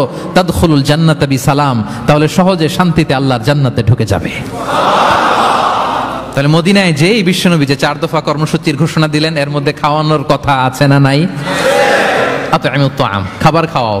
একটা দেশে যখন খাদ্য সংকট হয়, ওই দেশের আর কোনো স্টেবিলিটি থাকে না, এটা একটা অকার্যকর রাষ্ট্রে পরিণত হয়, ঠিক কিনা বলেন? বিশ্বনবী মদিনায় যেই খাদ্যের সংকট দূর করে দিলেন। ধনীদেরকে বলেন খাওয়াও, মানুষকে খাবার খাওয়াও। হসপিটালিটি, আপ্যায়ন করা, এন্টারটেইন করা, এটা যদি করেন তাহলে নিজেদের মধ্যে হৃদ্যতা বাড়বে, ভালোবাসা বাড়বে। আলহামদুলিল্লাহ। পৃথিবীর সব নবীরা মেহমানকে রেসপেক্ট করতেন, আপ্যায়ন করাতেন। বিষ্ণু ঈসা ইসলাম, মক্কা এমন কোন লোক ছিল না বিশ্বনবীর হাতের রান্না খায় নাই। নবী হওয়ার আগ থেকেই, নবী হওয়ার পরে তো মেহমানদের আরো বাড়াই দিচ্ছেন। টার্গেট করে করে, দাওয়াতি টার্গেট করে করে বিশ্বনবী 2-4জনকে খাওয়াতেন। আল্লাহু আকবার। ইব্রাহিম আলাইহিস সালাম মেহমান ছাড়া কখনো খাবারই খেতেন না। ওনার দ্বিতীয় ছেলে যখন দুনিয়ায় আসবে, ইসহাক আলাইহিস সালাম, তার সুসংবাদ নিয়ে যখন ফেরেশতারা আসছিল, উনি একটা আস্ত গরুর বাছুর ভুনা করে ফেরেশতাদের সামনে হাজির করেছিলেন। আনজা আবি ইজলিন হানিজ, কোরআনে এসেছে কাবাব করা ভুনা গরুর বাচ্চা। আল্লাহু আকবার। কারণ তিনি তখন বুঝতে পারেন না যেটা ফেরেশতা, মানুষের সূরাতে এসেছিল তো, দিলেন, প্রেজেন্ট করলেন একটা আস্ত গরুর বাছুর কাবাব করা। আল্লাহু আকবার। তাহলে সম্পর্ক বিল্ড আপ করার 9 নাম্বার পদ্ধতি কি ছিল? হ্যাঁ, মেহমানদারি, আপ্যায়ন, হসপিটালিটি। মনে থাকবে ইনশাআল্লাহ? নাই এবার ডবল ইনশাআল্লাহ। মাশাআল্লাহ। আমার ক্যাপটাউনের ভাইরা তো আলহামদুলিল্লাহ, আল্লাহ তাআলা অনেক সমৃদ্ধি দিয়েছে, আরো দেখ। কৃপণতা করবেন না, কৃপণদের আল্লাহ পছন্দ করে না, কৃপণদের আল্লাহ পছন্দ করে না। হাত উজাড় করে দিবেন, উপর থেকে উজাড় করে আপনাকে দিবে কে? হসপিটালিটি, মেহমানদারি করা, হৃদ্যতা বাড়ায়। কয়টা গেল? বাকি রইল কয়টা? 10 নাম্বার। 10 নাম্বার হচ্ছে রিকনসিলিয়েশন, সেটেলমেন্ট, মিলিয়ে দেয়া, যেটা দিয়ে আয়াত শুরু করেছি। দুইজন ঝগড়া লাগছে, দূর থেকে লাগাই দিব আমরা, নাকি? অনেকে কিন্তু দূর থেকে মজা নেয়, ওই যে এটা লাগছে দুইটা আরো লাগুক, আরেকটু হাতাহাতি, ঘুষাঘুষি, কিলাকিলি, মারামারি, মামলা হামলা, আছে না নাই? দূর থেকে অনেকে কি নেয়? মজা নেয়। এটা মুনাফিকের আলামত, এটা করবেন না। বরং আপনি মিলিয়ে দেওয়ার চেষ্টা করবেন। কয়েকটা জায়গায় মিথ্যা বলাও জায়েজ আছে, এর মধ্যে একটা হচ্ছে মিলায়া দেয়া। একদিন বললেন, ভাই উনি তো আপনার ব্যাপারে খুব চমৎকার একটা কথা বললো। আমার ব্যাপারে? এই লোক কি বলছে, কি বলেন তো, কি বললো? তখন আপনি বললেন, আরে এই তো উনি তো বলতেছে আপনি নাকি এরকম খুব ভালো, এই সেই। সে তো খুশিতে বাকবাকু। বাহ, আমি তো এতদিন এটারে খারাপ মনে করছিলাম। এত ঝগড়াঝাটি, আর বাইরে বাইরে আমার প্রশংসা করে, আলহামদুলিল্লাহ ভালো, দেখি কি হয়। ওরে যে আবার একদিন বললেন, আরে ভাই ওনার সাথে দেখা, কথা প্রসঙ্গ তো আপনার ব্যাপারে বলতে যে বললো আপনি নাকি এরকম করছিলেন, ভালো একটা কাজ। সে অবাক হয়ে যাবে, দেখবেন যে এরপরে দুইজনের যখন রাস্তায় দেখা হয়ে গেছে, একে অপরকে সালাম দিয়ে ফেলতেছে, হ্যাঁ, মুসাফা করে ফেলতেছে, কথা বলতেছে, কোন একটা ইস্যু ধরে তারা মিলে যাওয়ার চেষ্টা করতেছে। কারণ দুইজনের মধ্যে হৃদ্যতা আগে থেকেই তো, হৃদয়টা কোল ডাউন হয়ে আছে, ঠিক কিনা বলেন? আর এই মধ্যস্থতা করেছেন কে? আপনি। আপনি আপনি মধ্যস্থতা করছেন। রিকনসিলিয়েশন, মিলায়ে দিবেন। তাহলে ঝগড়া লাগলে আজকে থেকে আমরা কি করব? মিলায়ে দিব, সেটেলমেন্ট করে দিব। আল্লাহ বলেন, ফাত্তাকুল্লাহ ওয়া আসলিহু যাতা বাইনিকুম, আল্লাহরে ভয় করো আর নিজেদের মধ্যে বিবাদ বিরোধ হলে এটার উস্কে দিও না, মিলিয়ে দাও। কি করো? মিলিয়ে দাও। একটা অত্যন্ত জরুরি হাদিস বলছি, মনোযোগ দিয়ে শুনুন, এটা বলে শেষ করব। বিষ্ণু ইসলাম একবার সাহাবাদেরকে বলেন, আলা উখবিরুকুম বিআফদল মিন দারাজাতিস সিয়ামি ওয়াস সালাতি ওয়াস সাদাকা। সাহাবাদেরকে বলেন, ও সাহাবারা, নামাজের চেয়েও, রোজার চেয়েও, দান খয়রাতের চেয়েও একটা বড় ইবাদত আছে, এটা কি আমি কি তোমাদের বলবো না? সাহাবারা তো অবাক, নামাজের চেয়েও বড় ইবাদত, রোজার চেয়েও বড়, দানের চেয়েও বড়। ক্বালু বালা ইয়া রাসূলুল্লাহ। সাহাবারা বললেন, অবশ্যই হে নবী, হ্যাঁ আপনি বলেন সেটা কি? বিষ্ণু ইসলাম বললেন, ইসলাহু যাতিল বাইন, বিবাদমান দুই গ্রুপকে মাঝখান দিয়ে যে মিলিয়ে দেয়া। নামাজের চেয়েও বড়, রোজার চেয়েও, সাদাকার চেয়েও বড়, মিলায়া দেওয়া। আমরা মনে করি সেজদা দিতে দিতে কপালে দাগ ফেলে দিছি, এটাই তো বড় ইবাদত। এটা তো নিঃসন্দেহে বড় ইবাদত। আমরা মনে করি হজ করতে করতে শেষ করে ফেলতেছি, এটাই বড় ইবাদত। জিকির করতে করতে আমরা দিনরাত এক করে ফেলতেছি, এগুলো তো নিঃসন্দেহে ইবাদত। কিন্তু দুই ভাই, বিবাদমান দুই গ্রুপের মধ্যে আপনি যদি মিলিয়ে দেন, এগুলো নফল রোজা, নফল দান, নফল সালাতের চেয়েও বেশি সওয়াবের কাজ করেন। সুবহানাল্লাহ।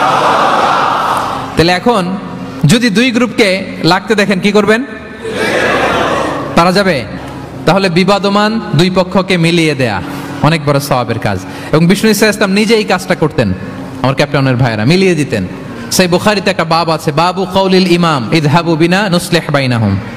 বিষ্ণু ইসলাম ঝগড়া দেখলেই বলতেন, ইযহাবু বিনা, আমাকে নিয়ে যাও, নুসলিহ বাইনাহুম, আমি মিলিয়ে দেব। কোবাপল্লীতে একবার দুই সাহাবীদের গ্রুপ ঝগড়া লাগছে, দুই সাহাবীদের গ্রুপ ঝগড়া লাগছে কোবাপল্লীতে। বিষ্ণু ইসলাম বললেন, কোথায় ঝগড়া? কোবায়। বিষ্ণু বলেন, ইযহাবু বিনা, ঝামেলা কি, আমারে নিয়ে যাও, নুসলিহ বাইনাহুম, আমি মিলাই দিব। সুবহানাল্লাহ। হি ওয়াজ এ ভেরি গুড মিডিয়েটর। মধ্যস্থতা করতেন পারতেন চমৎকার বিশ্বনবী। বিবাদমান দুই পক্ষকে মিলিয়ে দিতেন। আউস খাজরাজের 100 বছরের যুদ্ধ বিশ্বনবী মিলাই দিতেন। সুবহানাল্লাহ পড়েন। তাহলে মধ্যস্থতা করা যাবে? হ্যাঁ, মধ্যস্থতা করবেন, মিলিয়ে দিবেন নাকি লাগাই দিবেন? আগুন লাগলে ঘি ঢালবেন, তেল ঢালবেন, কি ঢালবেন? মনে থাকবে? তাহলে যে আয়াত দিয়ে শুরু করেছিলাম সে আয়াত দিয়ে শেষ করি। ইন্নামাল মুমিনুনা ইখওয়া, বিশ্বাসীরা ভাই ভাই। ফাসলিহু বাইনা আখাওয়াইকুম, এই ভ্রাতৃত্বের মধ্যে বিবাদ হলে কি করো? মিলিয়ে দাও। কারণ তোমরা হচ্ছে ইখওয়াতুন ফিদ দ্বীন, দ্বীনি ভাই। আর দ্বীনি ভাইয়েরা এক দেহ এক প্রাণ, এক দেহ। ফাত্তাকুল্লাহ, আল্লাহকে ভয় করো। লাআল্লাকুম তুরহামুন, রহমতের বাড়িধারা নাজিল করবে কে? তাহলে সম্মানিত সুধী, আমাদের এই ভেঙে যাওয়া ভঙ্গুর সম্পর্কগুলোকে যেন আমরা জোড়া লাগাই। আমাদের পারস্পরিক হৃদ্যতা, ভালোবাসা এগুলো বাড়ানোর জন্য ইসলামের দেয়া যে 10টা ফর্মুলা আজকে বলেছি, এগুলো যেন আমরা আমল করি। পারা যাবে? দেখি কয়জনের মনে আছে। 1 নাম্বার কি ছিল? 2 নাম্বার মুচকি হাসি। 3 number welcome. 4 number appreciation. 5 number শুভকামনা, ওয়েল উইশিং।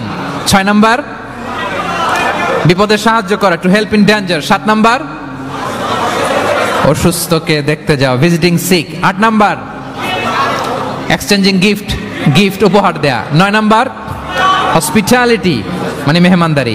10 নাম্বার লাগিয়ে দেওয়া। মনে থাকবে? কয়দিন? সারা জীবন।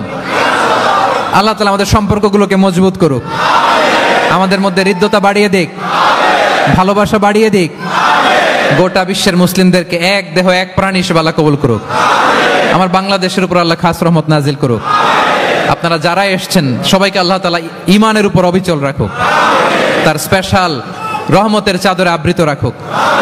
আমার বোনদেরকে আল্লাহ তাআলা খাদিজার মতো, ফাতেমা রাদিয়াল্লাহু তাআলা আনহার মতো কবুল করুক। পড়ি আমিন। আপনারা আমার জন্য খাস করে দোয়া করবেন, আমিও আপনাদের জন্য দোয়া করি।